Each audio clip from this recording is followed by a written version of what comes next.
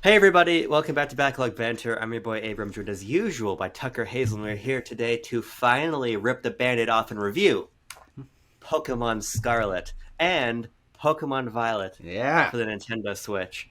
I got the physical box. I figured I'd do a little bit of humor, put it under my shirt, surprise you, catch you off guard, and Yeah. you know what? That's what this video is going to do because our opinions on this game probably couldn't be further apart. So I figured let's cut the tension. We're putting this game very close to my sternum, and then And go other from things, there. among other It's gonna things. be a wacky video, a fun video, a long video, I Oh God, yeah. suppose. But if you're getting in the doldrums of the video, you need a little something to spice up your life, right? Join our Discord link as usual, top of the description or down there. Like the video, subscribe to the channel, ring the bell. Mm-hmm. And Tucker, I want to begin this video with a statement. Finally. We're in a group chat with young Robert Talks Media, I believe is This his is true. full name, who asked us a question. He asked us the following question. I'm leaking DMs, Bo, but I don't care. He says, when is the Scarlet and Violet public execution discussion coming out? I need it. Yeah.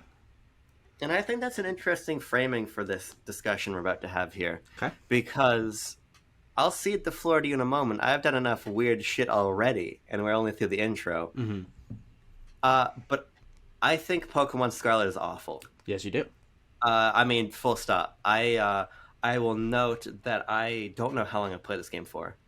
Not more than 10 hours, for sure. It says it on your profile, the exact hour and minutes, but you know. Oh, does it? Yeah.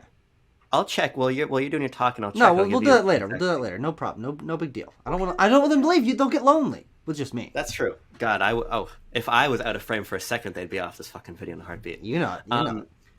But yeah, I'm not. I won't play this game anymore. I won't. Yeah. I can't. I refuse, almost on principle. And I want to talk about why, because I think that while I haven't disliked a game to this extent with any real meaningful stakes in a long time, Mm-hmm. I think House of Dead Remake is a worse game, but Sure.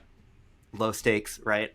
I think that while I am going to be hard pressed to praise the game on much, it's clear that this is not the prevailing opinion. No. Pokemon Scarlet and Violet are being surprisingly well received. Yes. And Tucker, you are one of those voices. Well, yeah, I'm what they would call, I believe, on the right side of history. Because Scarlet and Violet, this game, Pokemon Violet, I played for 55 hours in 1 week. Which, as I noted when I was first sharing my finishing thoughts on this game, doesn't just happen to me. It happens more than I maybe want to admit.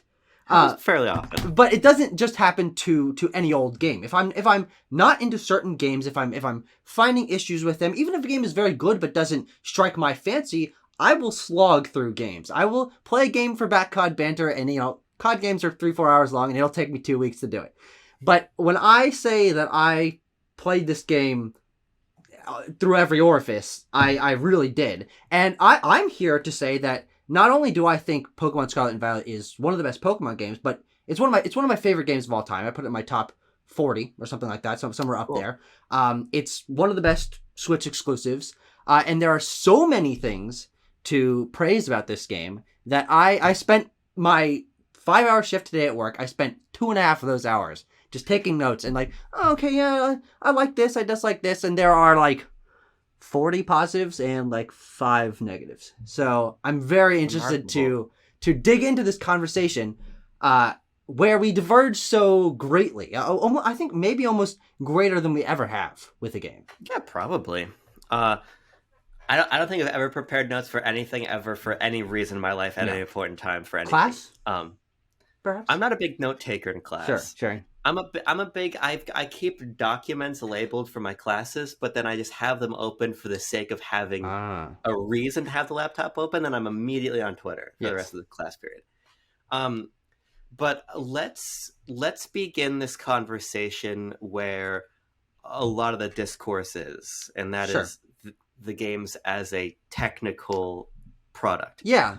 Because I think we need to get through this. We do, yes. This is something that I was thinking about as I was playing the game and formulating my opinions and hearing your thoughts and hearing what the prevailing discussion is around this game, which I think pretty much categorically is these games run like trash. They look terrible, but underneath they're one of the best Pokemon games of recent generations, if not of all time. There's varying degrees to which people are enjoying them to that way. And so when I was playing this game and noticing the problems that I did have and talking to a couple people, I immediately thought, and of course, you and I were balancing here, you know, I give, you take, and that's how it always is. I thought that I would rather, and it doesn't have to be this way in this review, I would rather do a review that doesn't discuss the performance, because I think that's the least interesting aspect of this game. It's the most talked about, and it's the most just undeniable fact about the game. But I certainly, we should touch on it. This is our in-depth discussion of this game. I see, and I think I advocate for it being a substantial part of the discussion, because I want to use my words carefully, because I feel like I'm gonna maybe unintentionally slip into hyperbole, but I really mean what I'm about to say, and it's not commentary on the people who didn't find issue, because there's plenty of people that say the game runs fine. Yeah. First of all, I don't believe them. No. But second of all, Pokemon Challenges, who's a YouTuber I like, he posted this meme of like a bunch of people talking about the issues with the game's technical fidelity, and then like it's like a group of people here, then a single person over here yelling. We all know the meme format. Yeah, it's you know, it was fine, I didn't have any issues, and everyone going having thumbs fun up and then turning away. Yeah, and I think that the personal experience at a certain point is irrelevant, because it's an objective fact that regardless of your personal use case, the game is fucking broken. I mean, categorically broken. And I want to very specifically recount a couple of the key ways in which the game is broken beyond frame rate bad, texture is low, because I don't think you can talk about these games without talking about, I think, the sort of truly despicable state that they released in. Because this is the fastest selling console exclusive ever. Yeah. We're not talking about Pokemon, we're not talking about Nintendo, we're talking about any console video games ever. Yeah. 10 million copies in 3 days. Yeah. And who knows what that shot up to in the 12 days since this came out. Yeah, I think it's actually disgusting that the game released in this state. I think it is. I think it goes beyond the realm of unacceptability, because there is no excuse for this. There is none. Well, I think there are excuses for them. They're just not ones you want to hear. No, they're not. Well, here's the thing. I don't think that there's an excuse is not a justification. How about? Sure, okay. There are excuses you can make. There are bad excuses too. Right. Under the umbrella of excuses, there are good ones and there are bad ones. But I don't think you can justify this. And let me draw the comparison to Cyberpunk for a moment, which is a game I like a lot. Yes. And I'm under no illusions of that hypocrisy. But I think there's a key difference. Okay. Cyberpunk is broken, was, because I know it's better now, but it was broken on Xbox One and PS4 because CD Projekt Red overpromised what the lowest possible denominator technology could do. Yeah. And they promised a game for that piece of tech. But even on PS5 at release, Cyberpunk was functional. Yes. And on PC, Cyberpunk was quite impressive. There was a clear reason why Cyberpunk was broken. Now, that is not a defense of CD Projekt Red lying, misleading, obfuscating the fact that the game ran poorly. But the optimal SKUs of Cyberpunk were impressive. This game only plays on one version of the Nintendo Switch. Well, plays on the OLED, plays on the light. Plays on the Nintendo Switch family of systems, yes. But it's unacceptable that there is one set of internals that runs this game. Yeah. And on every single piece of Switch technology, it runs like shit. Yeah, of course. Truly, truly runs like shit. And that was a decision made knowingly by everybody involved. There is no way to play this game well. There is no PC. Well, there is a PC version of the game, which is emulated and runs a shit ton better. And plenty of mods. And by the way, this is not a defense. This is not me saying that the Switch needs to be more powerful, because that's not true. Yeah. This has been litigated a million times. This was Game Freak and Pokemon Company and Nintendo saying it is acceptable for us to release the game in this state. Yeah. And it is unacceptable to release a game that runs at 15 frames a second in the open world, wherein characters are falling through the ground, wherein models are clipping apart, wherein the entire game will freeze at moments as you're trying to load shit in, wherein people are walking like this as though they are a mile away, but they are 2 inches in front of your face. There is nothing good you can say about this game's performance. And I think it is truly shocking that the bar of quality is being set so low here. Mm-hmm. This isn't a mistake. They didn't forget to flip a switch. The day one patch is fucked. It's broken. It's not better. Mm-hmm. And I don't think you can talk about these games without talking about this. And I think it is ridiculous, personally, totally fucking ridiculous, that people are giving this a game an 8 out of 10 when it doesn't work properly. Yeah. And I want to stop my rant there, but I think, and I want to be categorical here, and again, this is not hyperbole. I think it is despicable the state that they released the game in.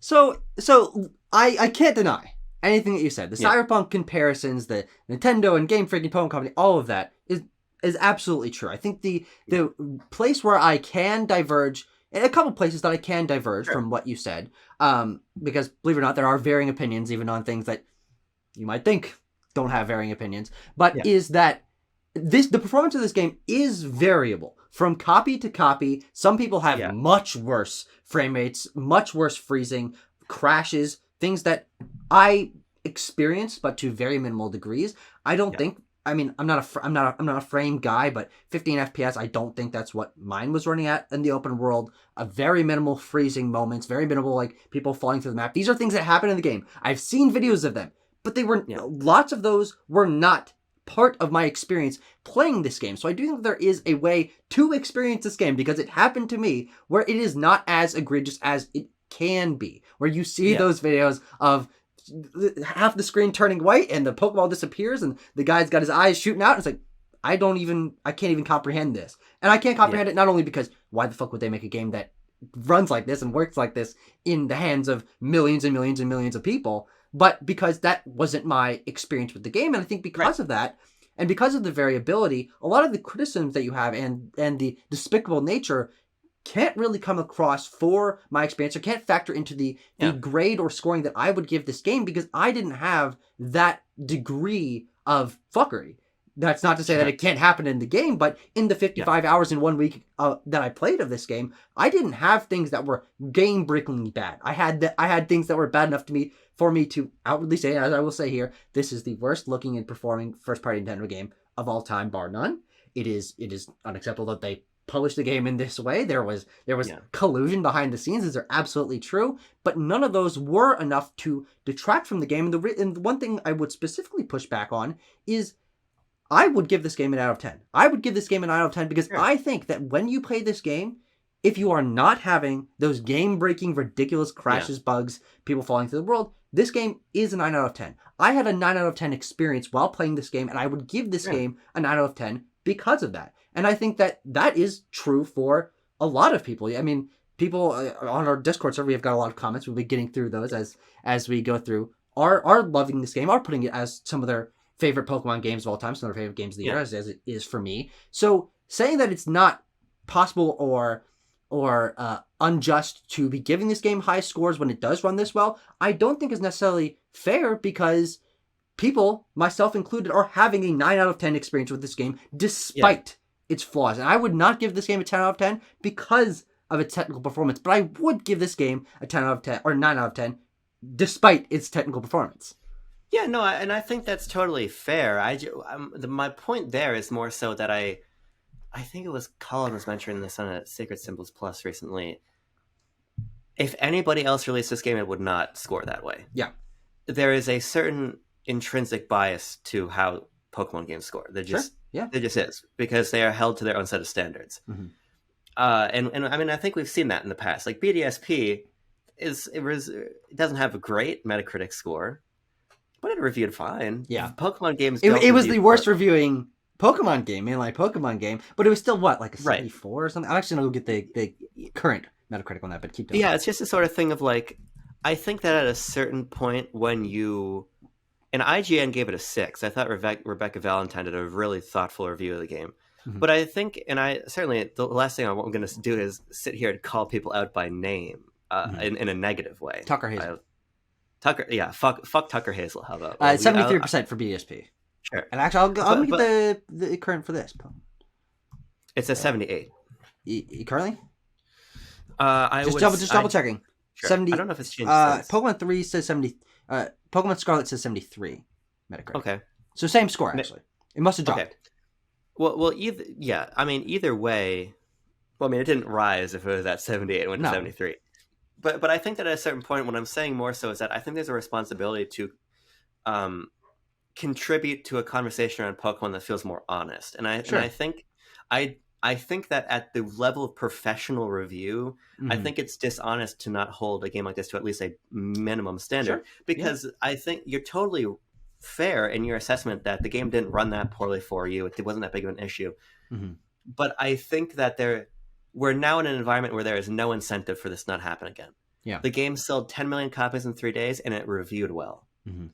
And I just think that is a sort of across the board critical financial positive reinforcement that, in my opinion, is not representative of what was pressed to the cartridge at day one. And I'll just run out a couple other examples. Sure. And then we'll move on from this point, because I want to get deeper into the game than the technical. Yes. You're totally right in that way. But there are clear development oversights here. Okay. If you plug in a second controller and push that stick forward, your character runs faster. Yes. In the battle because there's double the input, I guess. I don't even understand. I'm certainly not a developer, but I can't even begin to understand how that would happen. Yeah. The RNG seed for one of the battle modes is fixed, meaning by manipulating the moves and turns in the right way, you can make sheer cold and things hit every time. Yeah. Because in the battle stadium, the RNG is rolled the same way in every fight. That's never happened in Pokemon before. No. And I've never heard of another video game wherein if you plug in a second controller, the character runs faster. I mean, these are just fundamental signs of a lack of time and polish and care and attention to detail and, in my opinion, respect for the end user. Sure. And Tamashi Hiroka, she goes by Tamahiro now, I believe, was posting that this game has a bigger staff than Breath of the Wild. Yeah, I saw that. And a bigger budget. But it's so much worse in terms of what it is on an objective technical production value level. Absolutely. And it's emblematic of how there was no time given to Game Freak here at all. They pumped out Legends Arceus and pumped this out in such a small time frame. Yeah. And they were just rewarded for that in a way they have never been rewarded before. A way that no one has ever been rewarded before. And it's... I believe the only other game... I was trying to do a little bit of math level research. I think the only other game that might have sold faster than this on its 3-day opening is GTA 5, which made like $100 million in its first 3 days. But that is a game that didn't have the problems that this did. I actually think Modern Warfare 2 is a bigger opening this year, but is that true? Fucking every possible system can play Modern Warfare 2. Yeah, so. sure. Except for the Switch, I guess. But no, that's where I want to leave. Thank God, Yeah, that's where I want to leave this technical point.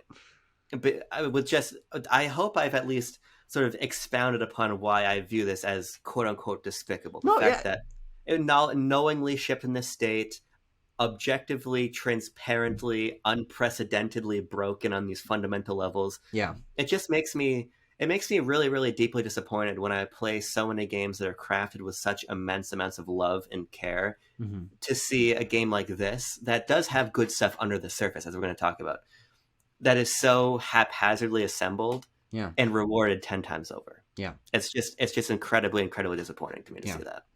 Yeah. And I can't deny anything what you said, and I think that is an important part of the discussion. But for me, it's not the most important. Okay, it is the most important thing to talk about for these games on like a industry like top down perspective level. You know, the eye sticking out guy from this game. Yeah, from that level, that's what you should be talking about. But from me being a reviewer, being a critic on my YouTube channel, on me ranking this amongst my favorite games, amongst Pokemon games, Switch games, I have no interest in discussing that. It was frankly not why why I didn't push back or really get into any of that. You said it all very well, very eloquently, as you always do.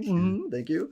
Mhm. But I am much more interested as the Pokemon fan, as the game design fan, Yeah, to dig into more of the Pokemon elements of this game. And that doesn't mean there totally. aren't flaws with some of that, but I think that for me is where the real intrigue lies, because Yeah, when I am thinking about my experience with this game, and you started off with like listing a few specific things, like glitches and stuff that had happened to you, yeah, and I was sitting there like, I don't know if I remember any of those. The only thing that sure. really sticks out to me is like that shot of the classroom with the kids kicking their legs and they're moving at 2 frames a second. I'm like, that was like the Very first thing. I silly. was like, what the hell? But like that's like the only thing that I can remember happening to Yeah, me, which just means that either the bugs and glitches and performance issues were so relatively minor in my experience that they didn't stick out to me, and slash, yeah. or I was having such a good time with the game that they do not stick it don't stick into my mind Of to the course. point that I can't name any specific instances where blank happened that was Yeah. detrimental to my experience.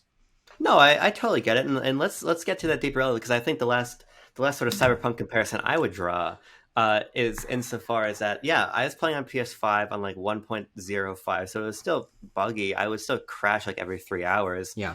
and like fucking the character would fall through the ground or like start wiggling on the ragdolling like this in the corner or whatever. But similar to you, they sort of I was sort of so enraptured in what Night City was that I Yeah. kind of oh, the game crashed. Okay, I'm playing on PS5. I'll be back in the game in 30 seconds, Mm-hmm. right? And it's undeniable that sort of your connection to this underlying experience is ultimately what matters and Yeah. was going to matter moving forward Mm-hmm. because I don't think there's many people that are going to be like, oh, but the technical issues are fine. There are some of Yeah. them, but you're not one of No. them. And so let's take it one step further. Where do you want to go next in this sort of as we sort of get from the general down to the specific more? Yeah, let's go from the map of Paldea down to, Mesa Goza or something like that, just for a little tangent there. I Yeah. think we should start with the first note that I have on my long Scarlet and Violet notes here on my Oh. computer, which is it's a random place to start, but I think might as well. We can splinter into other things. My Yeah. first note says here the school element of the Yeah. the game that Yeah. you start off you're a kid from your house, and Yeah. then you get looped into a school, and suddenly you're at school. This contextualizes so much of the world elements that for me, even just this one concept puts Yeah. this above a lot of other Pokemon games just from the start, and was part of the reason why I connected to this world so much from those first few hours of playing the game. Yeah. I'm not going to be able to talk very much about story because It's definitely something I want to get to here. Because yeah, I think I can push and back against a couple of your points with the story. yeah, Because I I mean, finished it. I rest. I very little of it. All I really have to say is personally, I don't want to go to school in games anymore. But Mm-hmm. this is a very subjective thing. It's nothing against sort of the framework of it because I think you're totally right. I like this idea that somebody posted on Twitter like, why are they little kids and grown adults at school together? Yeah. I kind of like the idea that it's just everyone's at Mesa Goza and they're kind of going out and everything you do is funneling back to the school and the big Yeah. expedition you're on. I think it's clever. It's just not clever for me, I suppose. Hmm. It's like Persona 5 was fun because I started playing it when I was in quarantine Yeah. and I was like, hey, look, I get to be in a classroom with people. Isn't that kind of neat, Mm-hmm. right? But now it's like school is maybe the most draining thing I do. Yeah, yeah, yeah. I don't want to do it when I Well, there's play also a this game. video, but I digress. Yeah, but again, that's very subjective. No, no, of course. I think that for me, the reason that I maybe question that a little bit is that the school is a framework, but it is not something you have to interact with almost at Yeah. all. You can basically never go back to the school or never take the classes or Oh, talk to the sure. professors and forget that it's there until the very end and the end game stuff, which you don't even know about. But I do think that in terms of Pokemon being a world, this makes so much more Sure. sense than what previous Pokemon games have been. Is you're a 10-year-old, go out and travel across the countryside Yeah. and do shit. The idea that you are at a school that has this yearly thing where people go out and try to connect with the world and discover who they Yeah. are as a trainer explains why there's just fucking people everywhere, because they're basically all your classmates, and maybe they're toddlers, maybe they're people in their 80s, but For some reason, they're students of this school, which is the one like disconnect thing, but it's kind of fun. And why you're allowed to be going out and exploring around the countryside, and your mom's okay with it because she signed your permission slip, and the teacher said okay, and they're shepherding you out into the world to become a greater person and find your treasure. Which the treasure hunt thing, I don't know, it's kind of stupid, it's kind of ridiculous, but I think that the concept that allows for like a base level realism and freedom that makes this feel like more of a place.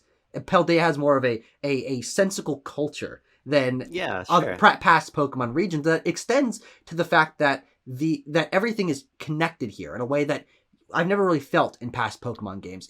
There is a culture that has the Academy, and the Academy is interlocked with the Elite Four, which then takes care of and instructs the gym leaders, who are then also teachers. Some of them are teachers at the school. So like there's this interlocking feedback loop of this is a place that has an intermeshed culture. Yeah, I think I'm an average Pokemon story hater, and I think this has become clear over various sessions we've done. For me, I think about Kanto, which is a place you don't care much for, but not particularly. For me, what was fun about sort of the original spirit of Pokemon was that it was an escape. It was a sort of fantasy adventure I wanted to take when I was 10. Yeah, and I always thought that was really great. And part of the reason why the story became over encumbered for me is like, I am 10. I don't want to. The fate of the world shouldn't be in my hands, right? Mm-hmm. I think that there was always a whimsy to. I'm just a kid, and the parents, I don't have to worry about my parents. I don't have to worry about anything. I can just go out into the world and engage with nature and learn things and discover. But you're totally right in the sense that it offers a more sort of internally logical experience. Yeah. It's not Sword and Shield. Scarlet and Scarlet do. Yeah, of course. And I actually think that realism is sort of an interesting word to use to describe the entire game in a lot of different ways. Okay.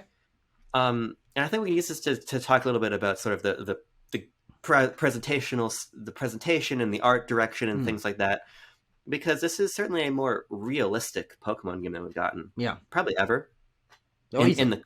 In the core series, at least. Yeah. Sure. Oh yeah, I guess like Pokken. God, those are some realistic ass models. Yes, they are in Pokken.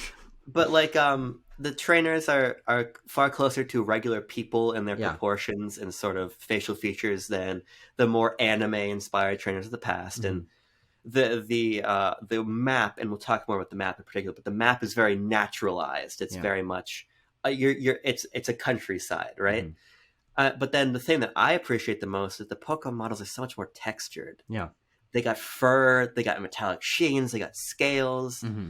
They are way more naturalized and animalistic than they ever have been before. Even Magneton, which is as artificial a Pokemon as you could possibly get, just putting that reflection on its body does a lot for making Pokemon feel more real. And I think that that's a wonderful step forward for the series. Yeah. That's something that I'm hit or miss on. It doesn't take away from my enjoyment of the game, but on a very subjective personal level, I do prefer what Gen 6 and 7 especially did with their art style. And actually, I guess Sword and Shield as well. I really loved the trainer designs and the sense of color and art direction there. Probably a little more than here. And I think that is where my personal criticisms of the game's visual performance is most clear, is because I do think that with a more cel-shaded, softer, cartoony art style, the game wouldn't be as visually unappealing, because really low resolution textures and blocky models and popping in the distance wouldn't be as apparent to me if it wasn't going for realistic but not quite realistic, but then there's like realistic leaves and maybe some brick textures and the sheens on Pokemon. If it was presented through the cel-shaded style of something like Sword and Shield, I don't think that would have stood out so much to me, but it is something that I got used to immediately. I would see a new character and be like, oh, I guess I kind of wish they looked more like they did in Sun and Moon and Sword and Shield, but whatever. I'm only going to see this random trainer for the next 45 seconds, and then I will never think about them again. And I know that's not like a positive, but it really didn't weigh down on me, even though I do prefer the art styles of the other games. Yeah, no, I think I think you can say that the older ones are more distinct Yes, visually than this, absolutely. for sure. And that does count for a lot. But I also I believe it was Lutu who posted the side by side comparison of the open area in the Isle of Armor DLC and then the Hmm. open area in this game. And it was clear that Pokemon was trying to stretch beyond sort of the confines of its art style. Sure. I think when you're doing this the hyper cell shaded anime cartoony thing of Gen 7, but you're doing it in these really small curated environments and Yeah. they're dense and interesting, it looks beautiful. When you extrapolate that to Sword and Shield and you're having these big like flat plains and they look too realistic to really fit in the cell shaded Sure. thing, Sure. but it's like they're just ideas bumping against each other. I Yeah. think that for the intent of what this game wanted to be in terms of the open, natural Pokemon experience, I think this art style makes sense. Yeah.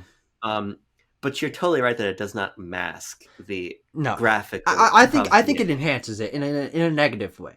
But I Yeah, would say sure. that my criticisms of all of this applies to, like, I don't know, the people that are just trainers out in the environment, but it doesn't necessarily apply to the core cast of characters. The gym leaders, the Elite Four, your Yeah, friends, your rivals, your teachers, they have some really great designs. Like the Grass Gymmer Brassius or Grusha or Iona or Arcady. Like there are some really distinct classically Pokemon style designs that I yeah. could easily see translated into either the anime art style as they inevitably will be, or like someone retrofitting them into like the Gen 6 hand drawn art style. Because you Right. remember Gen 6, like you'd start a Battlefield trailer and they have like that cartoon thing that would come up. A Yeah. lot of them fit into that in a way that because of the characters that are showing up the most, I'm like, oh hey, I really like some of these character designs.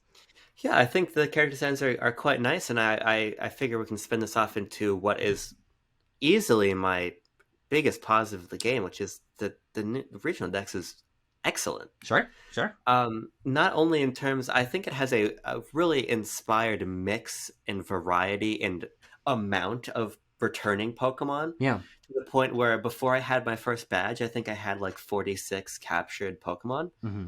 And part of that is just that I wanted to walk around the world and see stuff, and obviously they have to populate it. But regardless of the reason, the end result is such a wonderful mix of Pokemon Yeah. that are great. I love seeing Flaffy, Mareep, and Ampharos, one of my favorite lines. I love seeing that back.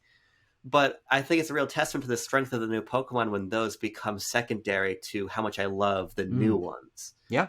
I love, love, love, love, love the Paldean Pokemon for the most part. There are some I don't like, but that's true of every single Of generation. course it is. But on the whole, if it does what spiritual boomers like myself want, which is make Pokemon animals again. Yes. Every guy is just a funny animal, and I love it. So many Pokemon immediately. MPAA. Yes, yeah, that's what it actually stands for. And I want you to talk about the Pokemon, but just for me already, despite not liking the games, not wanting to play them anymore, Mm-hmm. there's so many Pokemon here that I already think are among my favorites. Yeah. Wattrel, I love Wattrel. Squawkabilly is fucking awesome. Mm-hmm. There's so many Pokemon I love, and even ones like Lechonk, which I was tepid on before the game came out, I think are really great. I'm really impressed with the new Pokemon designs. Yeah, I think they're pretty good. I think they're very good. But I don't think that to me they don't stick out in any way to previous generations. But also, Sure. I've been high on basically every single generation of Pokemon. Yeah. So this isn't a knock against the Pokemon. And I do think that what this game does better than almost any other, no, I would say any other previous Pokemon game, is the fact that there are more Pokemon here than we've gotten in any single batch of new Pokemon since Gen 5. There are 103 new Pokemon here, which is like 20 more, or it's like 30 more than we got in Kalos. It's like 20 more than we got in Alola. I don't even remember how much Galar had. But 15. on something like that. On that face value, all right, great. We're already getting more diversity because there's a greater number of Pokemon. But what this game really does, and I think that is a testament to the combination of its designs, its location, and its structure, is that I had more interest coming across these Pokemon in the open world than any previous Pokemon game, because I could see something off in the distance, and sometimes I didn't even know if it was a Pokemon or not, because there are some Pokemon that are like Bramblin, and it's like that could just be a particle effect, but no, it's a guy. And now I have him in my Pokedex. And guess what? It evolves in this weird way that only you can do through this game. And that kind of exploration and the combined factor of the fact that I was seeing so many Pokemon because this game has a very diverse regional dex and each area has so many different species in it, combined with the fact that we only saw like 15 of these, 20 of these before the game came out, meant that there was so much to discover in this game when it comes to the new Pokemon that they added. Yeah, I mean, I was so concerned before release of like they're not showing new Pokemon because they have no new Pokemon. No, but that wasn't true at all. It was not true. The exploration element is interesting because I think it was handled better in Legends Arceus. Okay. Even though I had issues with how that game did it too. Yeah. And it's kind of a multifaceted thing because on one hand, you're right. It really was wonderful walking down alongside a riverbank and watching Buizel and Psyduck swimming in the river. And then I get down to where it kind of ebbs out into like a beach area. And there's, what's his name? Wiglet is his name. You know Wiglet. I was getting introduced because he evolves into Wugtrio. He does. Which I said I would beat someone up if they evolved the Wugtrio, and then they did. I was like, guess I'm gonna have to beat someone up now. Still haven't done it. It's coming. You're saving it. You'll hear it on the news. But like that was a lot of fun, or seeing Pokemon where they wanted to be generally. Yeah. But and Bo alerted me to this issue before the game came out. One of his many Scarlet and Violet videos. Many award-winning, highly critically acclaimed. Oh, he was fucking killing it with the coverage of this game. Shout out to Bo. But link in the description. The Pokemon are too small. Okay. Oh, sure. I think that the Pokemon are too small. I think that it's weird that they show up in groups of like 6. Mm-hmm. I think that it feels less organic here because I will walk into a field and there'll be 6 Mareeps like holding court in a semicircle. Mm-hmm. And that's all they do, right? Yeah. And ultimately, the lack of the catching mechanic we'll talk about. But they are far less organically integrated into the world than I was hoping. And I like the idea of proportionally sized Pokemon. Yeah. But I don't like that when they're so small that I can't tell if the flower texture in the grass is a Pokemon or a flower texture. Yeah. And at a certain point, I miss the Pokemon reacting more to me, and some definitely do. Some do chase you, some do run. But in Legends Arceus, it felt more authentic. It didn't just feel like, we're going to spawn a bunch, they're going to be here, you're going to accidentally run into one, you're going to run into another on purpose, it's going to kind of just sit there. A Pachirisu will scamper up a tree, a Wiglet will hide back under the sand, but for the most part, they're just going to sit there. Yeah. And to me, that was a pretty big disappointment. No, I can definitely see that. I think that enough of them were integrated into the environment in interesting ways that not even Legends Arceus had. Like, I didn't find a Pineco or an Applin for like 40 hours because they were hidden in the trees, and I didn't realize that. I'm like, where the fuck is Applin? Why am I not finding an Applin? It's because it was hidden up in this grove of trees called Tag Tree Thicket that's got graphite paint everywhere, and you've got the Shroodles like hiding in the shrubs, and then there's Pineco and Applin in the trees, and I never even thought to look up there, or even on that first route when I'm walking up this hill and I see something hanging from the tree, which comes to be a Tarantula, which is this game's regional bug, which is a tarantula Pokemon that's a ball of string, little frizzy things coming off it, and I got to look up and throw my Pokemon at that and initiate the battle because it was integrated into the environment. That was such a fun moment that is done better in Legends Arceus, undeniably, because more of those Pokemon are integrated into the environment like that. But I don't think it was a huge step down here. It was a step down. Yeah, sure. But because of the greater variety of Pokemon in this game, I think that I felt like it was more of an ecosystem. Even if they weren't like acting in ways like fighting each other or chasing you down aggressively although there are fucking some. Veluza will get your ass, or Tauros, those fuckers charge at you. Or the little dog guys, the Mastiff. Mastiff, yeah, Mastiff. But I do think that there were enough Pokemon, and also I do think that them spawning in groups was kind of an interesting thing for me. It's not it feels kind of robotic that they're like boom, straight in a circle. But the fact that they ostensibly move in herds, and these herds can be led by like one member of that species that's like the other evolved level. Those are all really cool elements, and they combined to make an experience where I would walk into an area, didn't know what I was going to find, how many old Pokemon, how many evolutions of old Pokemon, because, well, Legends Arceus did this pretty well. This game has almost every evolution of every Pokemon in this game available in the wild. They are rare, they are strong, they will fucking hunt you down and kick your ass, but they are available if you want to get a Garchomp or a Gallade or a level 70 Lucario in a cave. And that is such continuing the realism aspect that we were talking about with the school. Yeah, of course Lucario can be found in the wild. It's an animal that exists. It's just rare. They don't happen very often, and it's gonna kick your teeth in if you go after it. Yeah, I think moments like that are quite thoughtful, but to me it comes back to a sort of inherent artificiality to how Pokemon interact with the world. Yeah, absolutely. That is by degrees worse in Legends Arceus, which even then was still not what I wanted it to be, as I said in that review. But let's talk about a little bit how sort of the mechanics interface with the world and with the Pokemon. Because a lot of my fun of exploration in the hours I did spend with Scarlet were the sort of base level, I'm in this new area, what new guys am I going to find? Yeah. But that's kind of where it ended for me, because I think that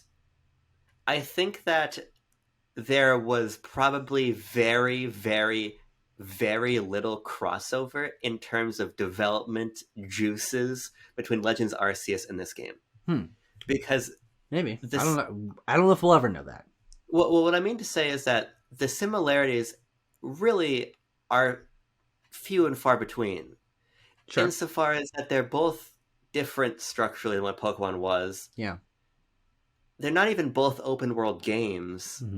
Neither of their gameplay loops are the same. Their catching mechanics are totally different. The battle mechanics are totally different. Their approach to their environments are totally different. Everything about these games is different. And I think that it's an early illustration of the fact that maybe Legends Arceus isn't going to stick. Now, of course, these games were developed, as we were talking about with Bo, while at the same time as each other, obviously, to get them out within 10 months of each other, right? But from the player's perspective, I played Legends Arceus first. Yeah. Obviously. And so missing the catching in particular is devastating to this game. Absolutely. And I didn't feel that way at first, but I quickly changed my tune on that. What do you think about the lack of the catching? Yeah, this is something that I think you and I can pretty strongly agree on.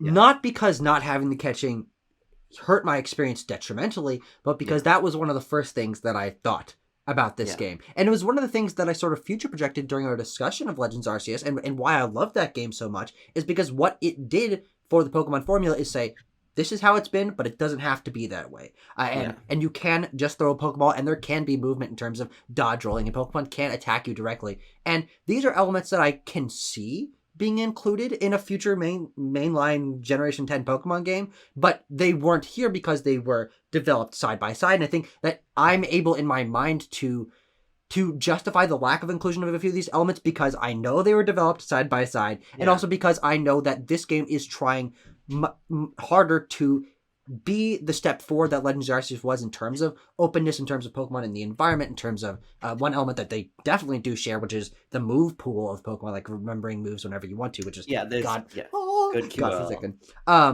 But is that I forgot where I was going with that. Needed catching. Yeah, I wanted. This one was trying to recapture, while I was taking the step forward, recapture as most as it can of what the previous games did. And I do think that not having those action elements is what Pokemon has been for 28 years. And only one game has not done that. So I don't think that's a criticism of this game. I think it would be a criticism of maybe the next game.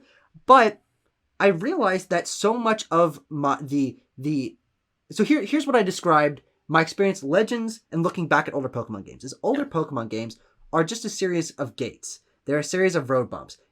You want to get somewhere, stop 10 times in the wild grass where you can't see a Pokemon before you get to the next area. Trainers are on the routes that you can't choose a path on, and they will see you, and you have to battle them. You have to complete this puzzle in order to get to the other side. Legends Arceus said no to all of those, including the fact that you didn't even need to battle Pokemon. You could just throw a Pokeball at them. You could just dodge around them.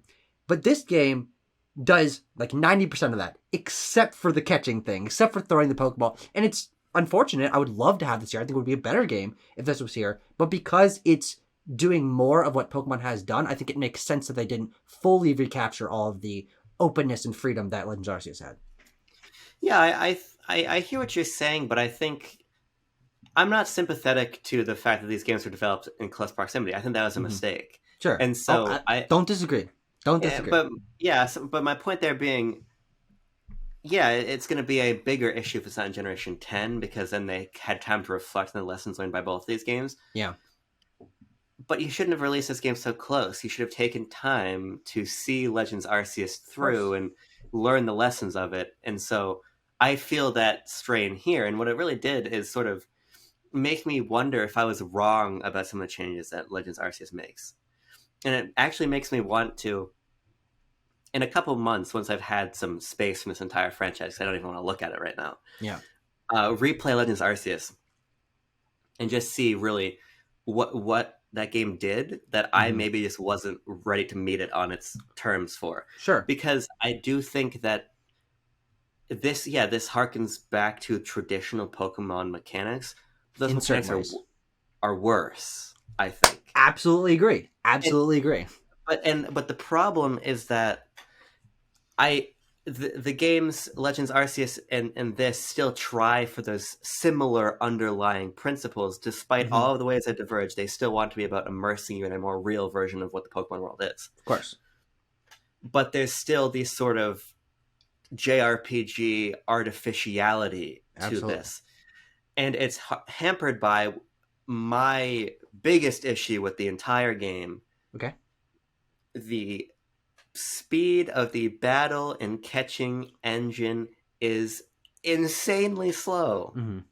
And this is what caused you to stop playing the game, correct? In large part, yes. Yes. And you raised a point that maybe this is my memory, maybe it's just that Legends Arceus was so fast, whatever. Regardless of the reason, the fact remains that the battles are fucking glacially slow. And so when I'm meeting a Pokemon that I want to catch, and I already know that it doesn't feel like a real creature to me because I can't throw a ball organically and have it miss and have it get spooked and run away. It's a thing waiting for me to run up and bump models so we enter a different game state. That's what it's waiting for me to do. So I go and enter that game state, and then the game does this. Pop the battle UI. Pick a move. Wait. Do the move. Wait. Pop the battle UI. Open the bag. Throw the ball. Wait. Yeah. Everything has a pause between it. Throwing out a Pokemon, reloading the UI after a move, everything is slowed down, and it makes it so frustrating to catch new Pokemon when you're going through that. And then there's the pause, and then the Pokemon Pokedex pops up. And then it is pause, registered. Pause, input the nickname. It's this sort of thing where the frame rate, as I said on Twitter, I can abide by the frame rate if I have to. Yeah. What I can't abide by are these moments when it feels like the game is choking on its own gameplay loop. And that speed, the lack of speed of the UI ruins the game for me. I can't be hemming and hawing around waiting for this stuff to happen. It's just enough of a pause for me to always be conscious of it and consciously remove from the experience. Yeah, so this is the most interesting thing that we had talked about before doing this review. Is you had mentioned this stuff on a Twitter post about, I think, maybe why you were either thinking about not playing the game anymore or had just stopped playing the game. I can't remember which. Yeah, one of the two. And we had a little bit of a back and forth, but then you had said that that your biggest problem was that engine speed, that there were these pauses, that it was significantly slower. And my retort, I guess, to that was that it's slow in comparison to Legends Arceus, with both of us agree on, but that it is basically the same as what previous Pokemon games had done. And I think that's true, but I also think that this is also another factor where the variable performance of this game comes in, because you told me in one of your responses that, look, there's a moment between when you use a move and then the UI pops in. Play the game again and you won't be able to not notice it. And I played the game again and I was able to not notice it because it wasn't there in my game. And I was sitting there and I'm like, what the fuck is he talking about? Like a pause after throwing out the Pokemon, the Pokedex register?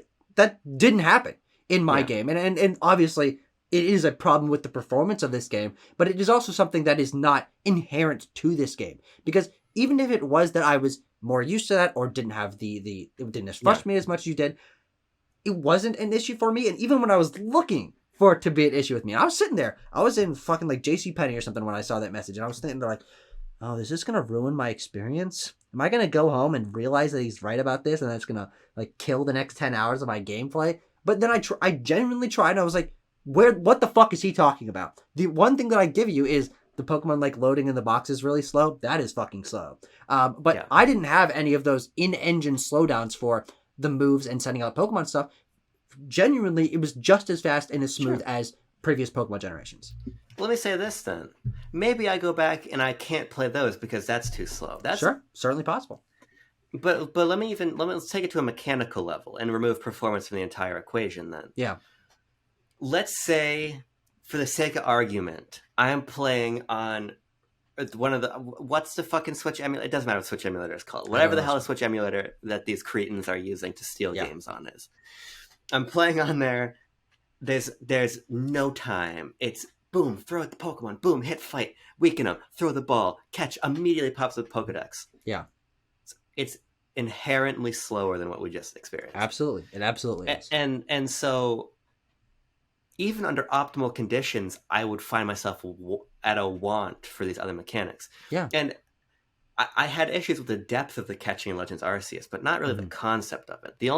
I have fundamental issues with the battles in that game, which are irreconcilable, and I like the battling more here. But in the context of catching, and catching is so important to this game about exploration, wherein really the only thing to do in the overworld when you're exploring is catch Pokemon. Yeah.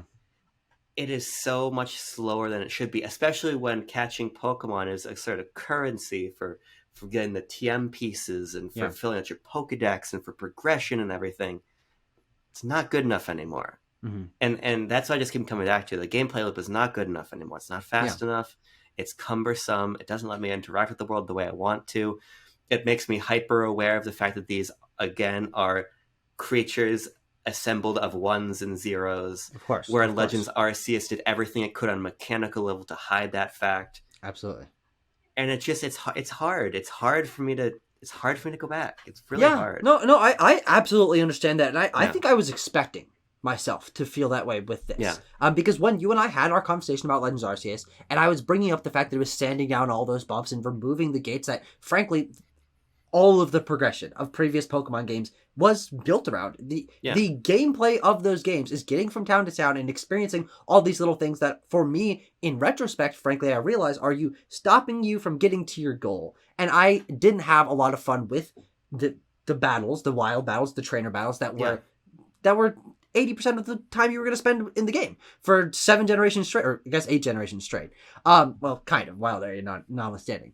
But what I think is well balanced here is the fact that is ostensibly the only barrier that remains from those previous Pokemon games. And I absolutely understand it feeling slower than Legends Arceus and wishing that you were able to have that fluidity, especially contextualized in its open world, but it is contextualized in this open world. And the barriers of needing to find cut to move on to the next area, needing to defeat 7 trainers before you get to the next town, all of those are gone.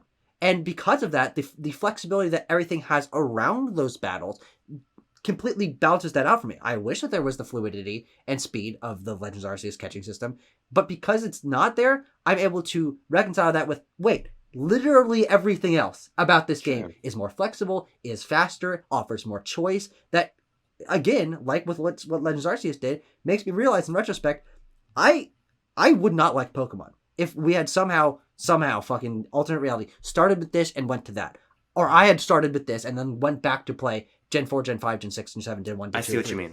If I had somehow played a game where I could catch Pokemon in an open world and go to towns in any order and didn't have to get fucking cut or wait for the fucking Psyducks to not have their goddamn headache or defeat the Snorlax with the fucking flute or whatever, I would probably not like those games. But because Pokemon for me was about this world and these creatures and exploration and building my own story and my team, that is done, I would say, just as well here, but better because these barriers have been knocked down by Legends Arceus and have been built up a tiny bit here, but they're so mostly gone, that it's such a fluid experience that reconnects me to why I love Pokemon in the first place.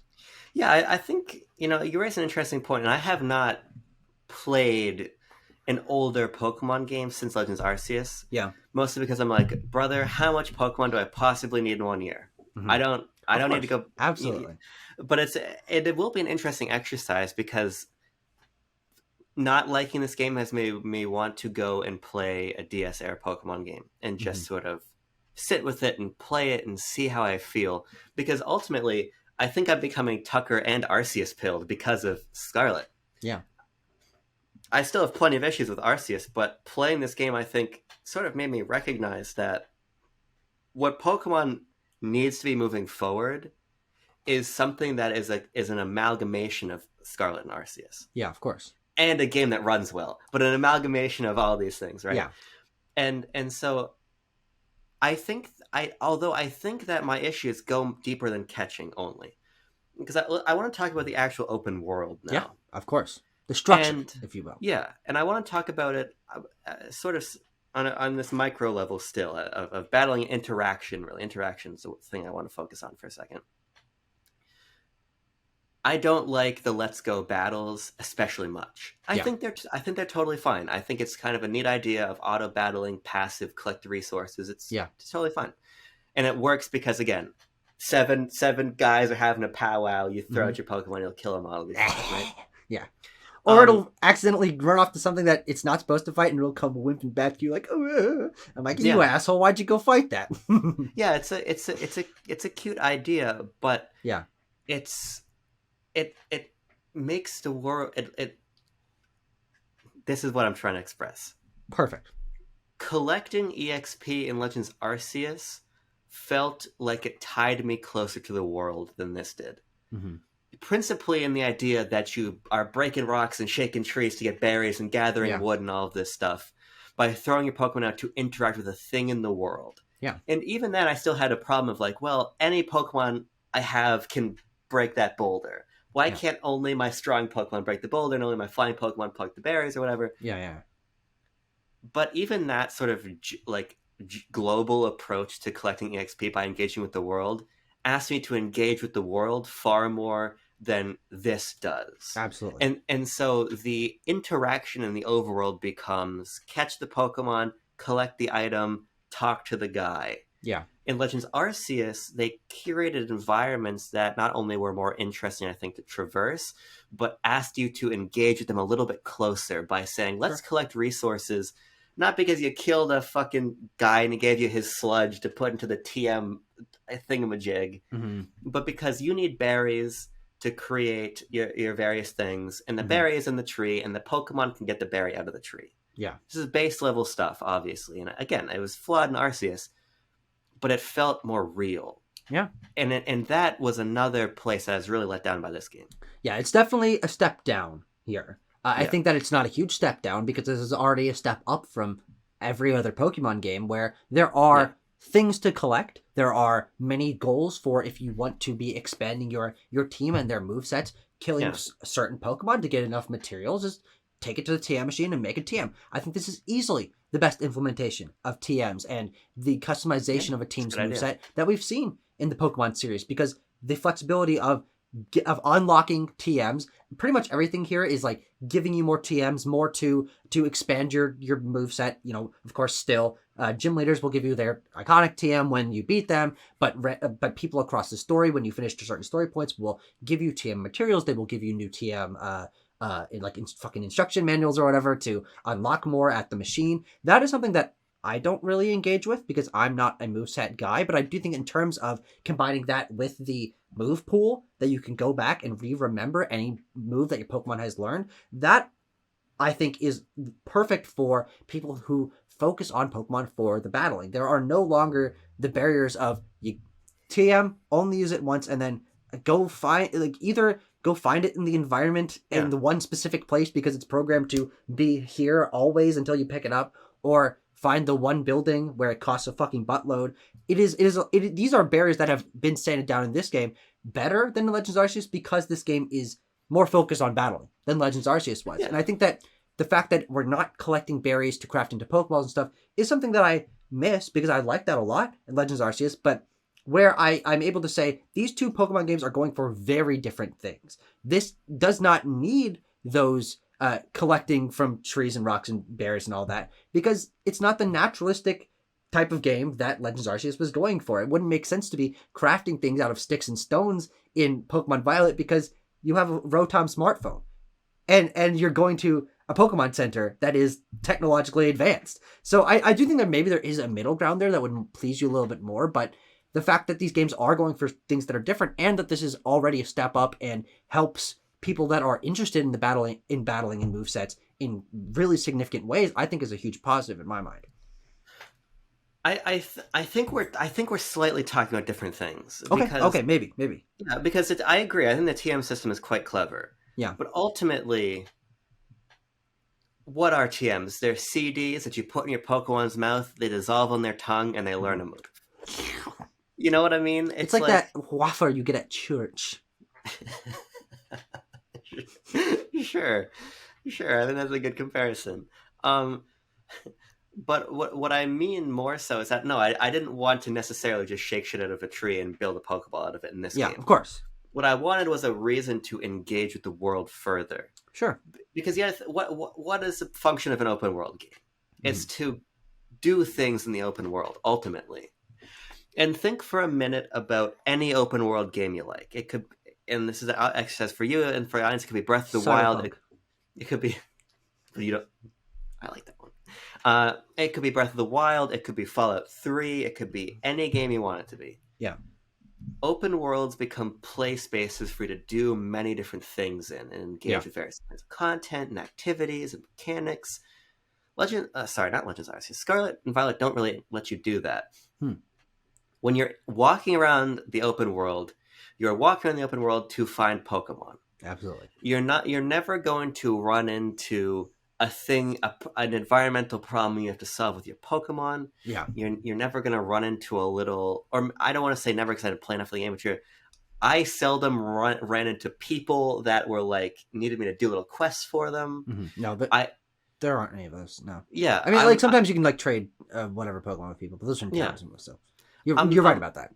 I'm not running into a fucking structure I really got to investigate. Yeah. Very minorly. There are towers you can climb up. And there's nothing there. No, there is. There's Gimmighoul. Yeah. Or a TM. Sure. Or a rare item. But I mean, it's nothing beyond what you wouldn't just find on a hillside somewhere. Well, you know what I mean? Gimmighouls are exclusively at the top of these towers, But you know what I mean. And those are the ones that give you 50 coins. You want 999 if you want to evolve Gimmighoul into Golden Go. Of course. But you get the principle of what I'm saying. Which I do. Yeah. Yeah, it's the activity. It's the same fucking activity. I know. Where you go. It's the most bare bones. I'm not denying that at all. It's the most bare bones. Basically the only thing in the environment other than Pokemon trainers items is these towers, of which there are 14 in the entire game. Yeah, and so what's frustrating is it's the same principle of how a route is designed, but over a not route. Because let's think about routes for a second. Say whatever you will about forced trainer battles, about encounters in grass, about whatever. Routes are designed for a very specific sort of exploration. It's here's where you encounter Pokemon, here's where you fight the trainer battle, here's where you solve a little puzzle with Rock Smash or Strength or whatever. Here's where you collect the item, here's where you go puzzle. Yeah. But you know what I mean. They are curated and specific. Of course, absolutely. The only activities in this game's open world are those activities. And I don't think those activities translate to just a field. And so I find that the open world is just not interesting to interact with in any way. Where Legends Arceus, by merit, at least of its resource collection, had a reason for me to engage with the world itself more. No, that's absolutely true. And that's certainly something I would like to see thought about a little more in a future Pokemon game. I think that this sort of justification that I have in my mind, or why necessarily I don't find that to be a criticism that I have, is because it is still intending to emulate as closely to those older games as an open world game can. There aren't quests and environmental puzzles, because even though there were those were still just like the walls of previous Pokemon games. It was Rock Smash, it was Surf, it was Climb, it was fucking whatever. These were still just the walls that were stopping you from progressing.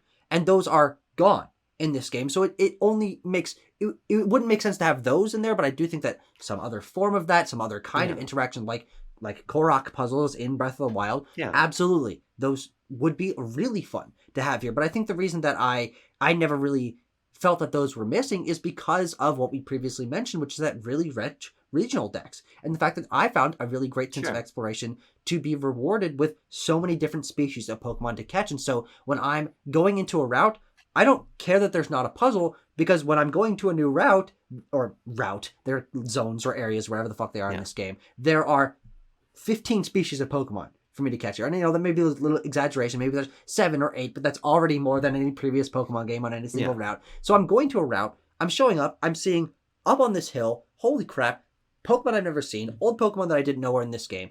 Okay, I'm gonna go over and catch this, and I'm seeing in the background of my battle, because the battle's taking place right there in the open world, that there's a Pokemon. Oh, I want to go catch that, so I want to speed through this battle as quick as possible so I can go over and get that. And then, my Pokemon's so close to evolving that I want to just like knock out a few Pokemon to get a little bit of experience. There's a really granular level of each of these Pokemon and the variety of Pokemon, the exploration being rewarded by finding rare Pokemon if you make your way up a cliff or find a secret room, and you're going to find a Pokemon with a different Terra type or a rare Pokemon that you've never seen before in there. That for me isn't absolutely enough to engage with the open world. And I had some of my best fun in Pokemon just going into one route, and sure, it's empty of other things to do, but there are so many fucking Pokemon and so much reward of exploration in terms of these items and new Pokemon that's all I needed to spend 2 hours in one area. And I just find if I'm engaged enough with what's in one area to stay there for 2 hours and be having a blast the entire time, I don't think it's a criticism of the game, at least in my experience, that it's missing other things that definitely also would have added to that experience. I think my thing is, I don't think this is a good open world game, and maybe that's a distinction to draw, because the fun that you're saying that you experience is the fun I experience, but I can very easily imagine a world wherein we had a linear Pokemon game with routes that were just wider, and Pokemon in the overworld where the exact same fun persisted. Because ultimately, I'm talking about what the mechanical interaction of the open world. Yeah. The fun of discovering new Pokemon in the overworld could be easily captured in these sort of just bigger routes, bigger traditional Pokemon routes. Because the open world games need more than that.